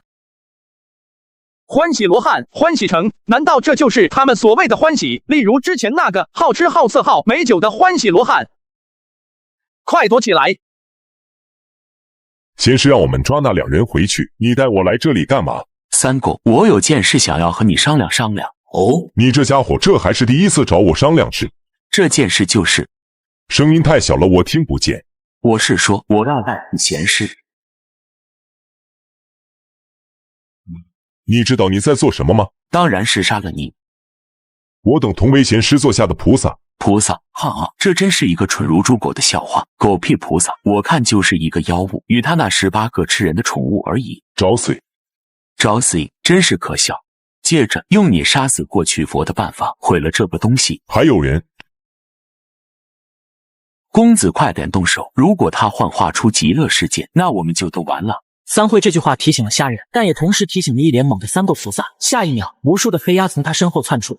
知你们于西方极乐世界，享财乐、色乐、名乐、食乐，解脱入苦。随着流水般的经文传入耳朵里，虾仁3人同时进入了极乐世界。极乐世界的虾仁3人同时进入了极乐世界。极乐世界的虾仁来到了函谷关外，大秦百万之师身披黑甲，手握银枪，排列着数千个整齐划一的方阵，黑水龙旗插满每一寸土地，就算是狂风吹过，依旧屹立不倒。九州大秦，东出函谷，邪不留干，死不休战。而另一边的长安城内，李英台则是坐在象征大唐最高权力的凤椅前，进行新王的登基大典。此时此刻，他再也不必隐藏自己的女儿身，穿了多年的长衫换成了华丽凤袍披在身上，身上所有的装饰全都彰显出她那女子一面的极致美丽。从今日起，大唐境内再也无人敢对她指指点点。大唐女王万岁万岁万万岁！何为极乐？这便是极乐。哈哈，纵使佛祖来了，都逃不出我的极乐。这家伙居然是中原一国的王。也不知道你如果看到自己国家生灵涂炭，那会是什么样子？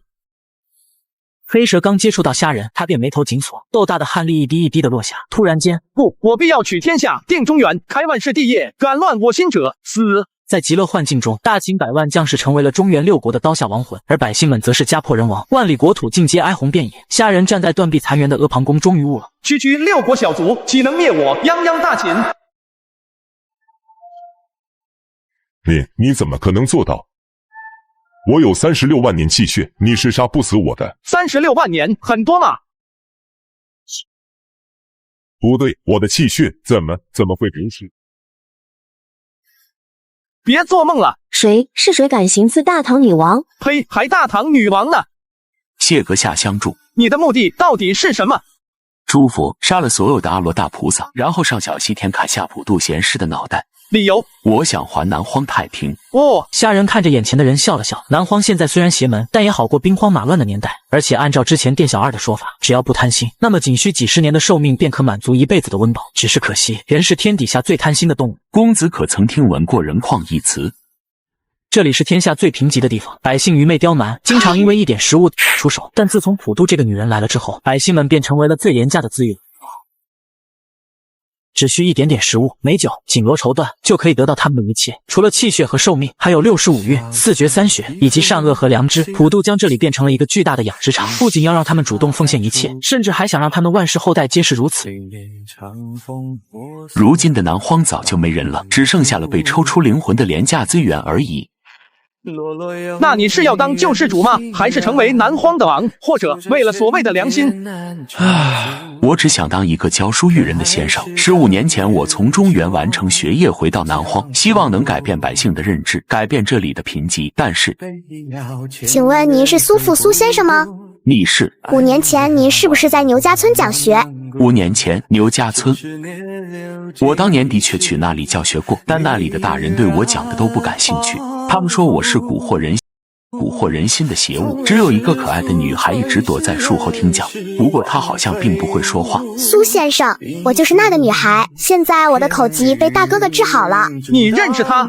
当时苏先生讲的可好了。既如此，那你又是怎么成为三会菩萨的？3年前我遇见了普渡，他说我有3慧根，便强行将我带回了小西天。我也曾反抗过，但渐渐的我明白了，大树的根坏了，可不是靠说2句话就能救活，只有杀了普渡，还有那些所谓的菩萨，南荒才能迎来新的阳光。真是书生一怒伏尸万里，那打算怎么做？逐个击破，然后直捣黄龙。我需要公子帮我。虾仁不知道眼前之人有多少的可信度，毕竟人都是会变的。一个落魄书生，摇身一变成为拥有无上权力的三会菩萨，光凭这一点便让虾仁无法轻易相信。我不确定能不能搞定普渡，但那些菩萨我的确能做到，只不过我凭什么相信你？没事没事，这是我的舍利，日后我的性命便任公子决断。好，联盟达成。多谢公子，我还有一事相求。说，请公子助我毁了欢喜城。不，公子，这你不必再说，不管能不能做到，一个小小的欢喜城，我想还不至于对普渡有多重要。公子你错了，如今其他3郡都被掏空了，只有欢喜城是普渡的气血来源，这里是他手里最大的养殖场。但前段时间普渡下令要加快收割速度，打算直接连根挖掉，估计要不了多久这里也会变成一片死地，所以若是能毁了此处，便相当于断他一臂。李都呢？尉迟将军的1万人马也同意了我的请求。什么？尉迟叔叔还活着？前不久司马飞叛变时，只有尉迟将军忠于李英台，拼死送他逃出去。夏夏宝贝，你的计划是什么？强攻！明日我会将其余菩萨骗离欢喜城。傍晚时，尉迟将军便率军杀入城内，直取城主府。只靠1万人？够了，这1万精锐足以荡平欢喜城。那需要我做什么？公子只需毁了城主府内那尊给小西天输送气血的观音即可。等解决完这里后，我便送你们前往五谷郡，穿过那里就抵达了小西天。那是与中原相连的地方，也是普渡的所在地。抵达小西天以后呢，再次强攻啊！若这便是苏父的计划，那虾仁便要重新审视这个只会纸上谈兵的家伙。进入五谷郡后，我会找机会与公子杀了其余菩萨，到时候集齐他们的舍利，我们便有了正面对抗普渡的本钱。明晚普渡郡长是会开演，我已经打了招呼，到时你换上千人皮便可提前进入城主府。那尊白玉观音就麻烦公子去找了。请问尉迟叔叔在哪里？城外15里，东西南北4个方位各有2500士兵。至于尉迟将军藏在哪里，我也不知。请李姑娘一定保护好自己，绝不能被普渡抓到，不然中原必会大乱。中原大乱？这个男人3天吃了800斤的生牛肉，可是他却越吃越瘦，身上的肥膘融化成油流进地砖，骨头则变成粉末飘向城内的各个角落。但周围的人却对此都见怪不怪。原来这里的百姓衣食无忧，每天都沉浸在吃喝玩乐之中，失了心智。而普渡贤士便是利用这一点，彻底掌控了南方。这普渡真够狠的，居然把这里的人当猪养，还是养肥了就杀那种。不对，如果吃了东西就会……我们尽快出城。大哥哥，你怎么了？你是要带我去见尉迟将军吗？少废话！如果你们不想变成那副样子，就赶紧随我出城。我不要。一大一小听闻后，脚下的步子越迈越快，连忙逃也似的出了欢喜城。虾仁在城外足足等到太阳快下山，然后才换上千人皮朝城内走去。在出发前，他还特意叮嘱2人绝不可离开。只不过……姐姐，你要干嘛？小妹妹，虾仁一个人去城主府，你不担心吗？担心，但是大哥哥说了，让我们在这里等他回来。他一个人无孤立无援，看本姑娘前去帮帮他。你可千万别给大哥哥惹麻烦啊！你说你是三会菩萨派来的人？是的。谁的人也不行，掌事的说今晚谁都不能放进来。这苏父办事真不靠谱。恭迎西阿罗大菩萨们驾到。什么？苏父没把他们支走？别看了，赶紧跪下！可大秦之王只跪天跪地，跪秦国先祖，哪有跪拜这几个歪门邪道的道路？小子，你想死可别带上我们啊！凡人，你遇见我等，为何不跪啊？十善，这是我收的信徒。信徒，那更应该行跪拜之礼了。不跪。身无礼法，非善。非善也。实善，这家伙有慧根，说不定日后也会成为同我等一样的菩萨，并且此子只贵过天地，我务必要将他的第一次献给贤士。哦，善也，善也。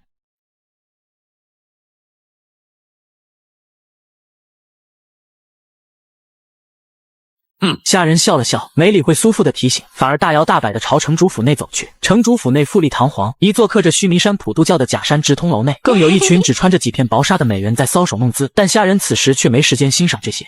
观音会藏在哪呢？公子，您怎么进来了？不是让您去通知尉迟将军吗？你告诉我怎么通知？四方人马分别从东西南北出发，你觉得还来得及吗？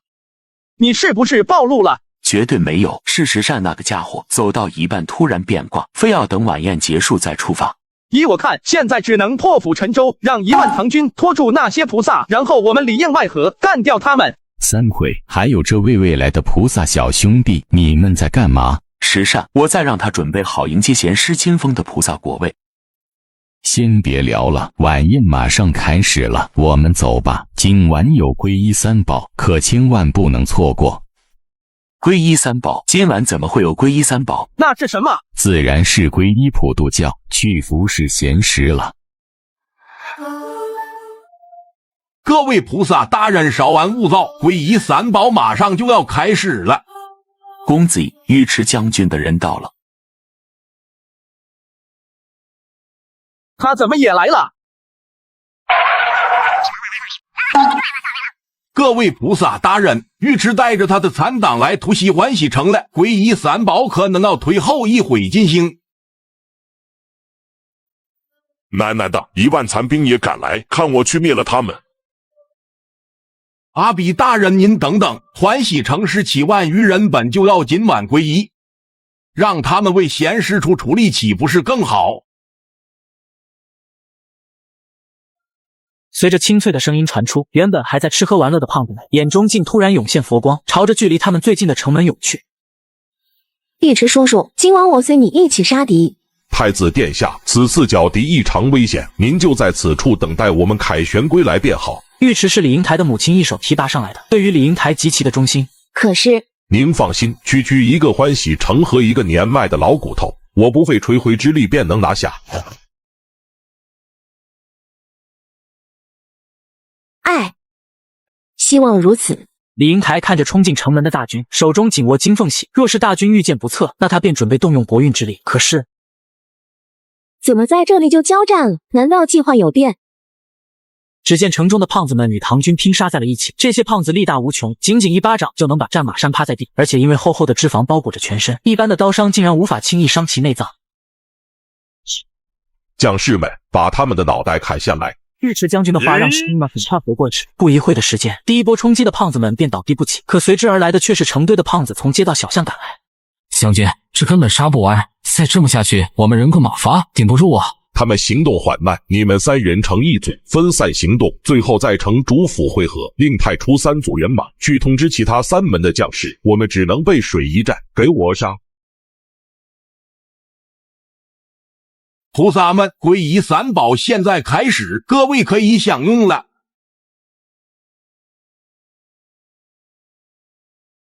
原来是这样，我让这样的猪才鲜嫩可口。这样的话，唐军根本冲不上城主府啊！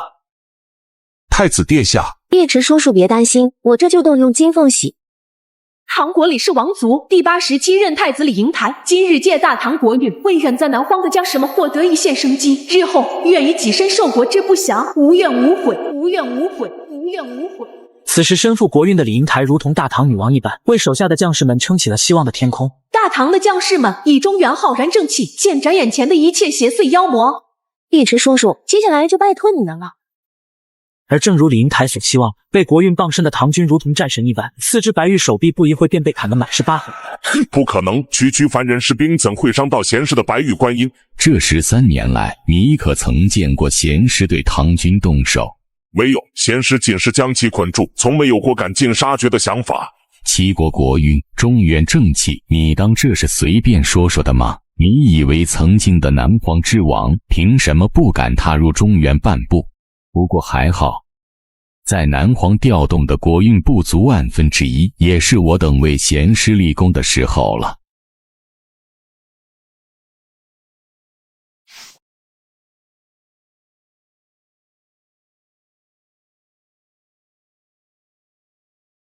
原本庞军依靠国运的力量，成功将4只白玉手臂砍得几近破碎。但当17阿罗大菩萨们加入后，唐军们便开始节节败退，并且随着国运的消散，起初还能伤到菩萨们的唐军，渐渐的有些力不从心。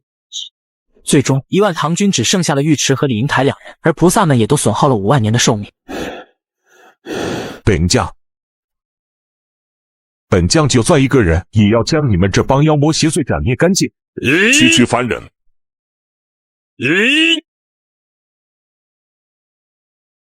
中原国运不过尔。他应该就是贤师要的大唐太子，带回去吧。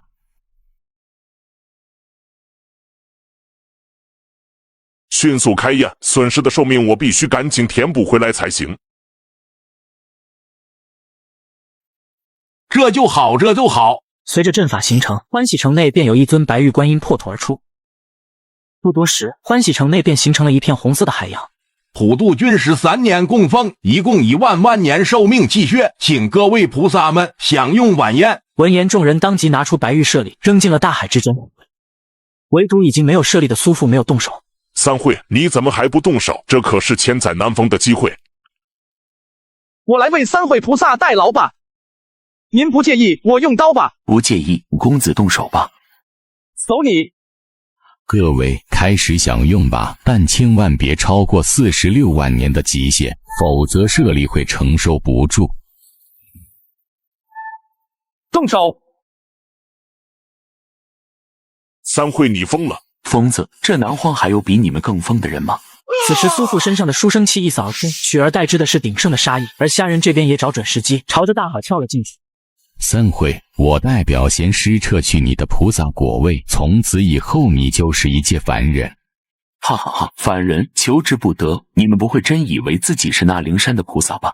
此刻苏父虽一人独占16人，可气势上却没有落下一点。不善也，你这是找死。原来菩萨也会打斗啊，最好弄死一个，到时候这菩萨果位说不定就能轮到老头子我了。你也不是什么好东西。来吧，今天不是你们死就是我亡。男人将长剑插入胸口，又亲手掏出心脏，竟是为了再长出一颗全新的心脏。原来男人拥有不死不灭的体质，可以无限复原自身的伤势，而我这么做的目的，就是想用无尽的寿命撑爆眼前这吸收寿命的诡异观音。看来这观音最少还能存储2万万年寿命，还好不死不灭，没有尽头，只是疼点罢了。不一会的时间，我便将整个血海填满，而与此同时，不好，我的舍利没反应了。闻言，所有菩萨都下意识地感知自己的舍利。哈哈，公子成功了。别以为这样你就能杀了我等。各位一起诵普渡经，极乐往生，痛苦，幸福。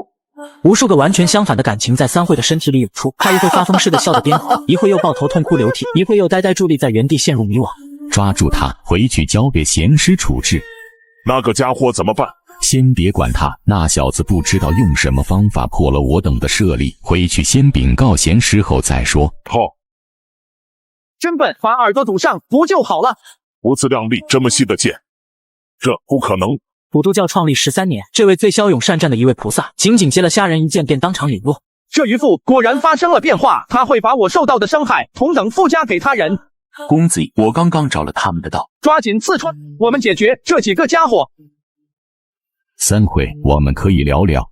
可二人此时根本听不见石善的话，渔父和降魔杵直冲对方的10颗心脏刺了过去。见状，这些诡异菩萨也只能硬着佛皮上前迎战。而这些诡异虽没有气血加持，却有着各种手腕，一时也斗得难解难分。但半个时辰后，我还是依靠换血斩杀了5位诡异。请大伙合力同筑普渡佛坛。这不是普渡过去身用的那一招吗？住手！贤师，您怎么亲自来了？我记得是让你们去请这位虾施主来小西天与我共谈佛法。这人，他与画像也不符啊！愚蠢，虾施主，请问您现在是否方便露出您原本的尊容？下来和我说话。面对眼前的南荒之王，我没有丝毫畏惧，因为根据之前苏父的言语，我判断这个南荒 boss 是有求于我，否则不会说出请字。抱歉，的确是我不合了礼数。您何必对这家伙如此谦卑？他就只是一介凡人而已。不懂礼数，若惹怒了我的贵客，你们负得起这个责任吗？下一刻，那些诡异便相继陨落，坠进了血海。三惠，你没与虾施主为敌，做得不错。我现在封你为18阿罗大菩萨之首，赐你100万年寿命。苏父没有感受身体的变化，而手中的降魔杵却越攥越紧。眼前的诡异便是南荒的罪魁祸首，只要杀了他，阳光便会再次照耀南荒。动手啊，苏父！怎么这个时候反而成了懦夫？那圣贤书是读到狗肚子里去了吗？尽管苏父不断为自己打气，但瘫软无力的双腿始终都迈不出第一步。从今天起，南荒所有的土地都归你管了，无论是否收割凡人，全都由你定夺。虎度这句话直说苏父的心脏，若是这样，那也算圆了他的愿望。谢贤师大人。他放弃了南荒，那就意味着比南荒更有价值的东西出现了。这个东西是我吗？虾施主，小佛能否邀您去小西天一坐，与您共谈佛法、因果、万物？可以。我生来便拥有长生不灭的体质，身上的血肉更是能为垂死之人续命一载。所有人都想将我分尸以获长生，可当我被吞噬寿命的妖僧抓到后，他竟没有窥探我长生的秘密，反而恭敬行礼，求我带他重返鱼篮。虾施主，这里便是小西天了，那些都是我普渡教的信徒。普渡贤师，请带我等往生极乐。安静！我宣布一件事，从现在开始，我身边的虾仁施主便是普渡教的无上尊佛，果位与我同等。普渡话音落下，场下顿时一片哗然。尊佛，这狗东西到底想干嘛？虾施主，他们信奉我，若是让您直接凌驾我之上，恐怕会引起不必要的麻烦。您别在意，日后我们重返鱼篮，还需您多多帮忙。我看着普渡讨好的表情，越来越想不明白。重返鱼篮？这家伙是不是认错人了？先稳住他。好，我会记住今日的。交谈结束后，普渡便带我进入了佛殿。佛殿内全都是普渡在不同时间段的黄金雕像，并且上面镶满了玉石珠宝。如此多的黄金珠宝，你是从哪里弄来的？唐国都是由唐王派人送来的。贤师，司马将军在京堂等您多时了。虾施主，你有位朋友在禅房休息，我就先不打扰了。至于李姑娘，你不能动她。我知道你与她的关系匪浅，只要不离开佛殿，便随意她去哪。普渡说完便转身离开了，而我也找到了那位朋友的房间。哎，大哥哥，你没事吧？没事，哥哥的身体好得很。大哥哥，这里的和尚好像都是霸龙。霸龙？怎么回事？我刚到这里的时候，发现了3年前摔断了双腿的刘二牛。当年他莫名其妙的失踪了，可现在他的双腿竟然健全了，而且还有更奇怪的，有的人双腿健全，但走起路来却和脖子一样踮脚，还有眼睛明亮却下意识伸出双手扶墙的，似乎像是那刚复明的瞎子一样。大哥哥，这普渡贤师不会真的是好人吧？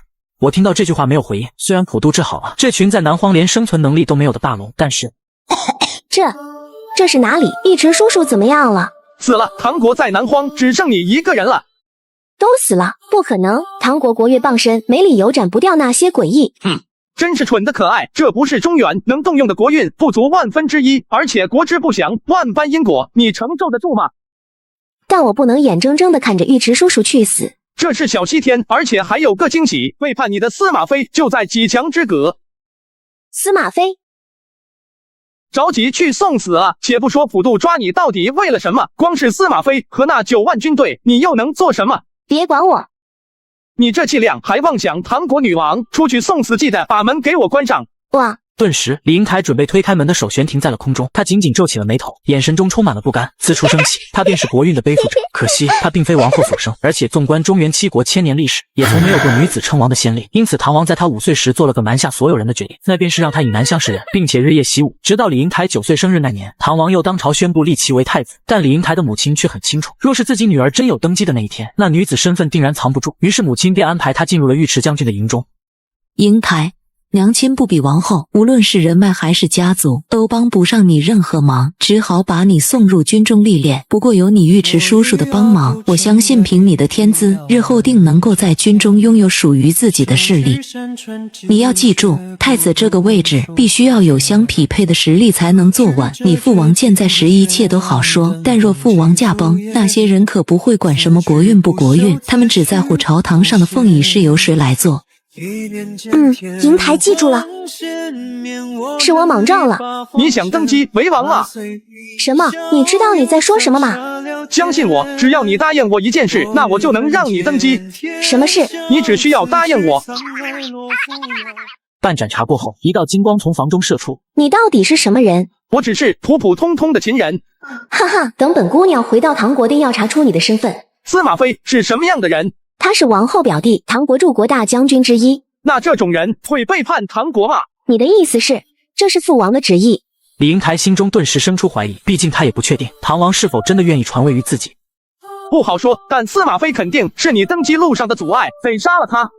我生来便拥有长生不灭的体质，身上的血肉更是能为垂死之人续命一载。所有人都想将我分尸以获长生，而我现在正在一个吸取寿命的妖僧手里。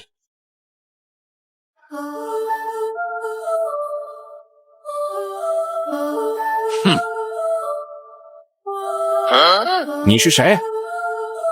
夏施主，您怎么来了？让你帮我杀一个人。杀谁？金施主尽管开口。啊！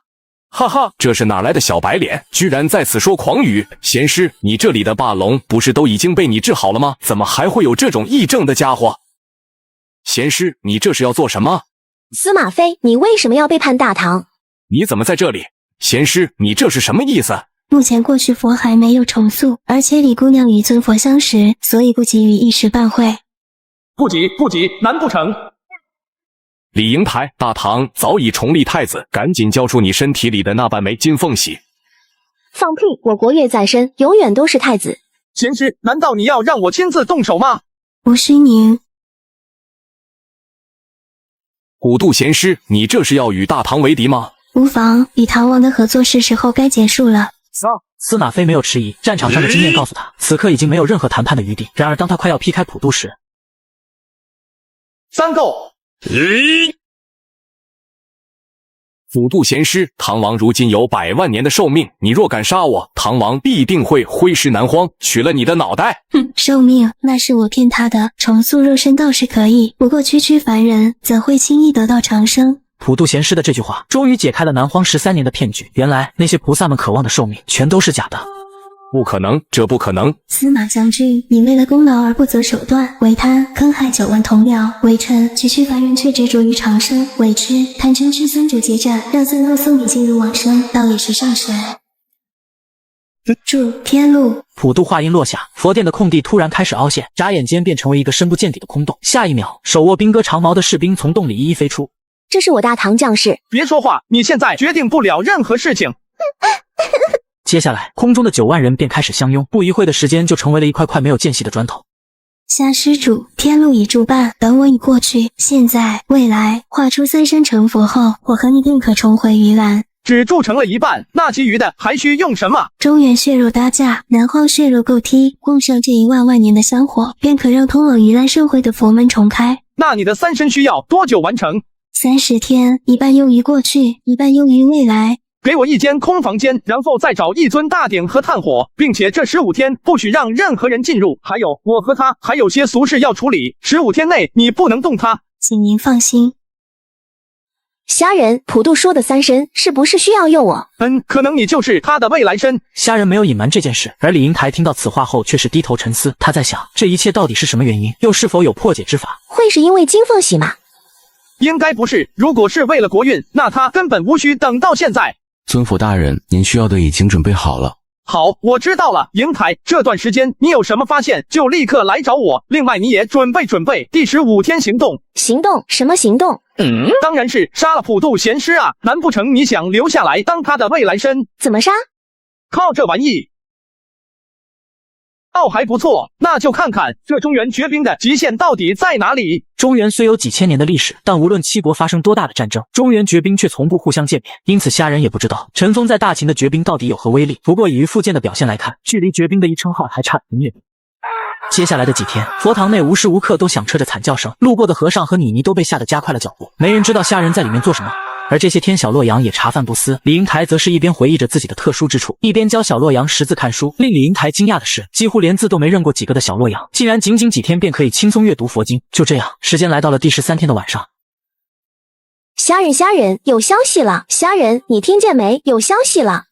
等等，你在门外，千万不要进来。这句低沉的声音让李银台顿时湿透了身上的衣服。终于结束了。虾仁，你怎么了？没什么，先回去吧。哎，怎么有股烤肉的焦香？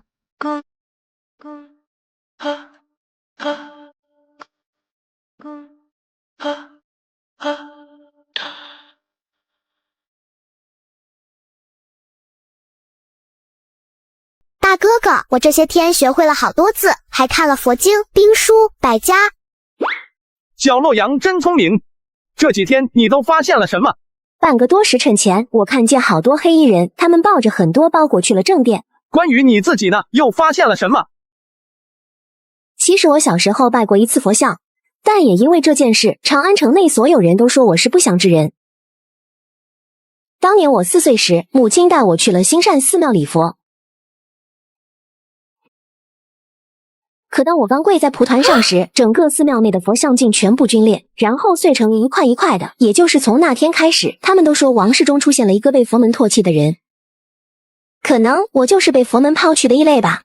哈哈，这佛像碎裂是他们不配受你一拜，何来的异类之说？你记住，王一定要自信，顶上无一神，脚下服万民，这才是王者。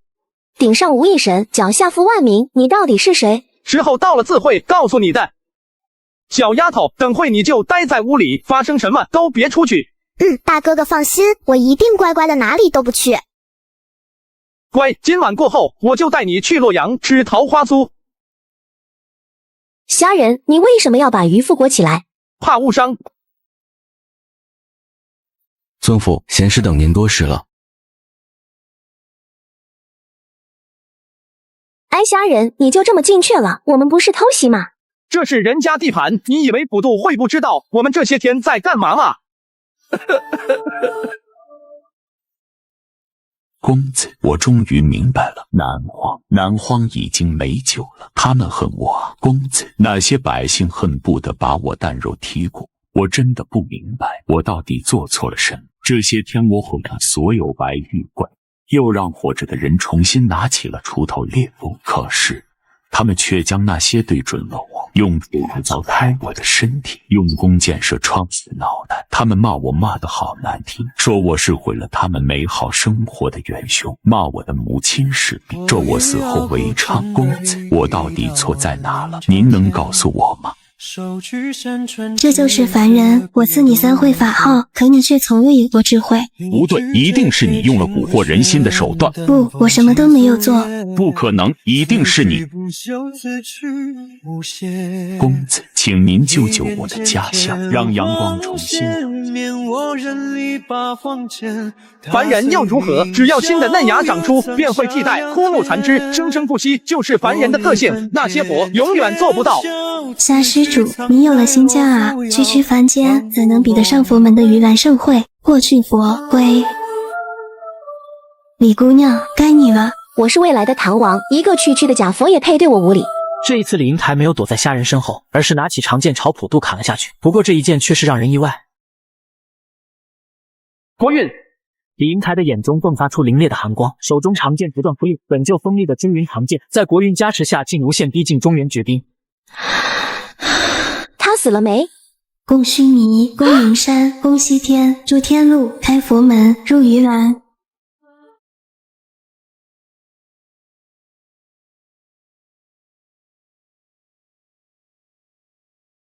六十五蕴四觉三学善恶和良知，小僧为盂兰供香。怎么办？怎么办？杀了便是。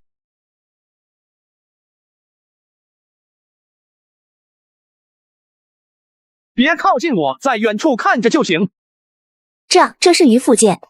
不可能，这只是凡间的兵器，怎么会让我感到害怕？没用的，虾施主，你就帮我打开佛门吧。没用。当鱼腹剑接触到18阿罗大菩萨的瞬间，剑身上的手指竟开始不断繁殖，眨眼间就形成了一个牢笼，捆住了虾仁几人。虾仁，不可能，我的佛身怎么会这样？虾仁，你没事吧？别过来！你成功了。不对劲。不对，既然过去和未来都可以重塑，那他的现在身，银台，快到我这边来。什么？哈哈，虾施主，只要我未来成佛，那我依旧是佛。松开我！你到底是什么东西？没用的，谁都阻止不了我成佛。开佛门，进鱼篮。在天路的第一阶梯前，3柱穿入云霄的供香，为佛门内奉香火。第1柱供上南方1万万年的气血和寿命，第2柱供上最虔诚的信仰，第3柱用65运、4绝3学、善恶和良知供上人类独有的魂魄。虾施主，真不愧是您，只用一柄小小的凡间兵器，就能毁了我的过去和现在。就算是现在，普渡也依旧对虾人毕恭毕敬，连半点怒气都未曾表现。而虾人则是皱紧双眉，注视着前方，连续自残了13天才换来的极限渔夫，如今也已经退为了凡兵。若要继续硬拼，绝不是普渡的对手。虾施主，您可以去打开佛门，助我们重回鱼篮了。阿仁，那个。李英台无法反抗普渡的意识，只能拼尽所有力气，不断暗示虾人。李姑娘，你的这具佛身就让给我吧，凡人拥有佛身是对佛的大不敬。小僧在此跪拜行礼，望西天诸佛与我参会。第一扣，狂风四起，吹散了南荒万里天空上的云，漆黑的空中露出了漫天繁星。第二扣，3股龙卷从天而降，贪婪地吮吸着3柱供香上的白烟。第3扣，庄严的佛号响彻大地，悠扬的梵音向南荒的各个角落蔓延。一轮巨大无比的金色光圈在天路的尽头缓缓浮现。虾施主，劳烦您打开佛门，进入鱼篮后，若是我的3身佛遭到质疑，还请您多帮忙。而此时的虾人不断回想李英台留下的暗语，到底是哪个？国运因果，金凤喜。我拥有世间最特殊的长生不灭体，身上的一滴精血就能为垂死之人续命1载。所有人都想将我分尸以获长生，然而直到今天我才知道，自己竟然来自恶心的佛界。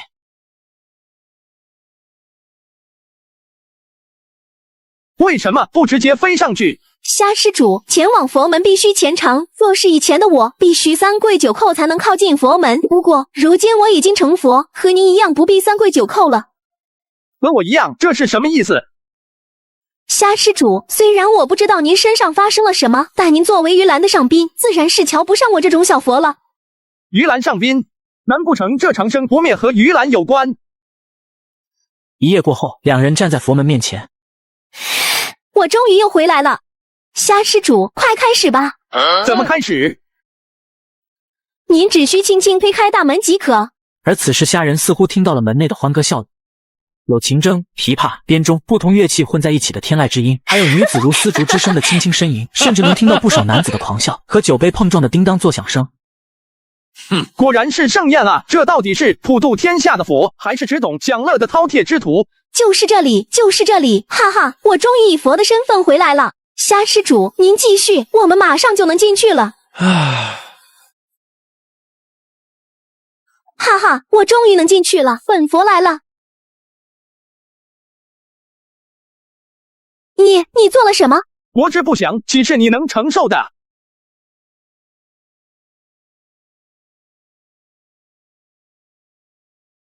虾人，就算是你毁了本佛进去鱼篮的机会，我也要将你剔骨食肉。李英台虽然身为女儿身，但在生死之间的觉悟却远胜那些平庸的王。欢喜诚实，为了1万唐军性命，不惜强行动用国运。而后在面对普渡时，明明有虾人在前，却依旧决定再次动用国运，以朱云唐剑将普渡贤师斩成数块。2次强行动用国运，导致万般因果尽加于一身，稍有不慎便会万劫不复。可在生死关头时，被夺舍的李英台为了彻底消灭普渡贤师，竟暗示虾人释放自己身上被金凤喜压制的不祥。此时的李英台已经如同90岁的老太太一般，或许在向虾人暗示的那一刻，她便有了凄惨死去的觉悟。这到底是什么东西？区区的凡间之物，怎会让佛门关闭？普渡不明白什么是国运，什么是不祥，只知道这是凡人互相戏耍的小谜，怎会影响佛门内的盂兰盛会？你没机会知道了。不，我一定要回去，哪怕和以前一样，我也要回去。让我进去，我要进去，求求你了！我不属于凡间，我要回到盂兰啊！肉也能算佛吗？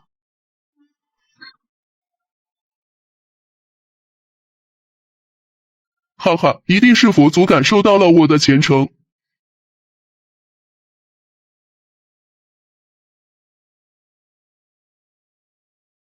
佛来，我在这了，请您容许小僧重返盂兰盛会。佛间，我回去了。这是吃了。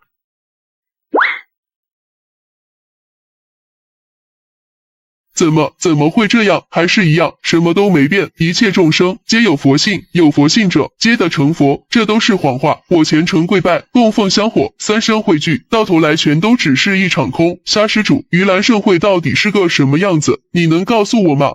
你不是从里面出来的吗？为什么问我？我和你不一样啊，我连上桌的资格都没有，我只是那八仙桌上一块难以下咽，被菩萨唾弃，最后吐向凡间的烂肉。一块烂肉就能搅得南荒天翻地覆吗？虾仁没有继续想下去，高耸入云的天路随着普渡贤师的消散，也慢慢解体。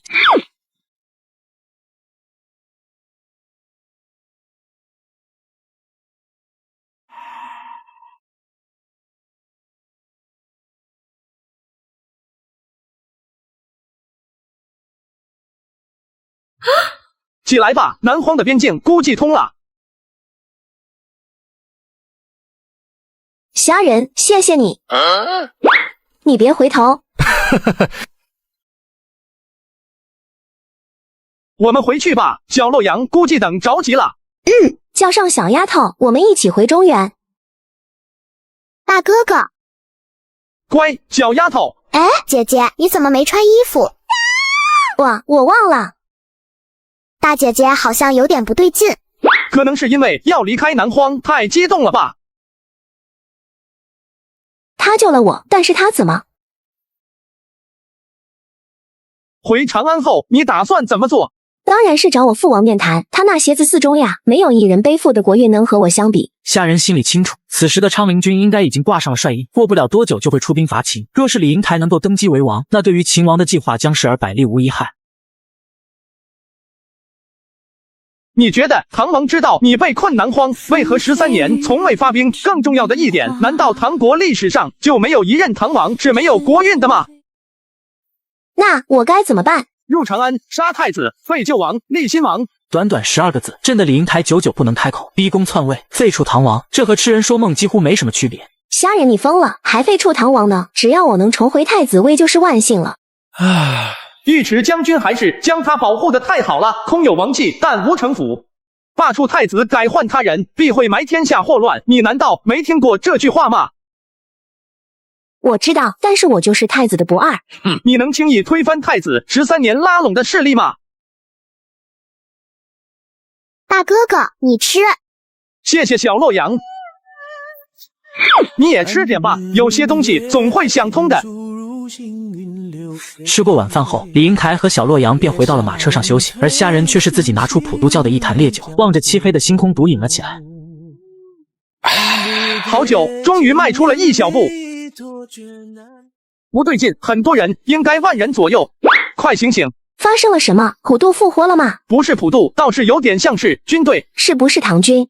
我们赶紧出发，能在普渡死后第1天就入南荒。若真是唐军，那他们的目的绝对不简单。其实虾仁没有猜错，自从李英台第一次动用国运后，唐王便下令让南荒边境的士兵随时待命，而王旨也只有2条，其中一条便是若见到了活着的李英台，那就直接杀死还给普渡贤师，然后挖出金凤玺带回长安。虾仁几人弯弯绕绕地奔行了一夜。快了，只差几十里就到中原了。英台，你换上千人皮，待在马车别出来，10几人不足为惧。不对，秦王被叫醒了。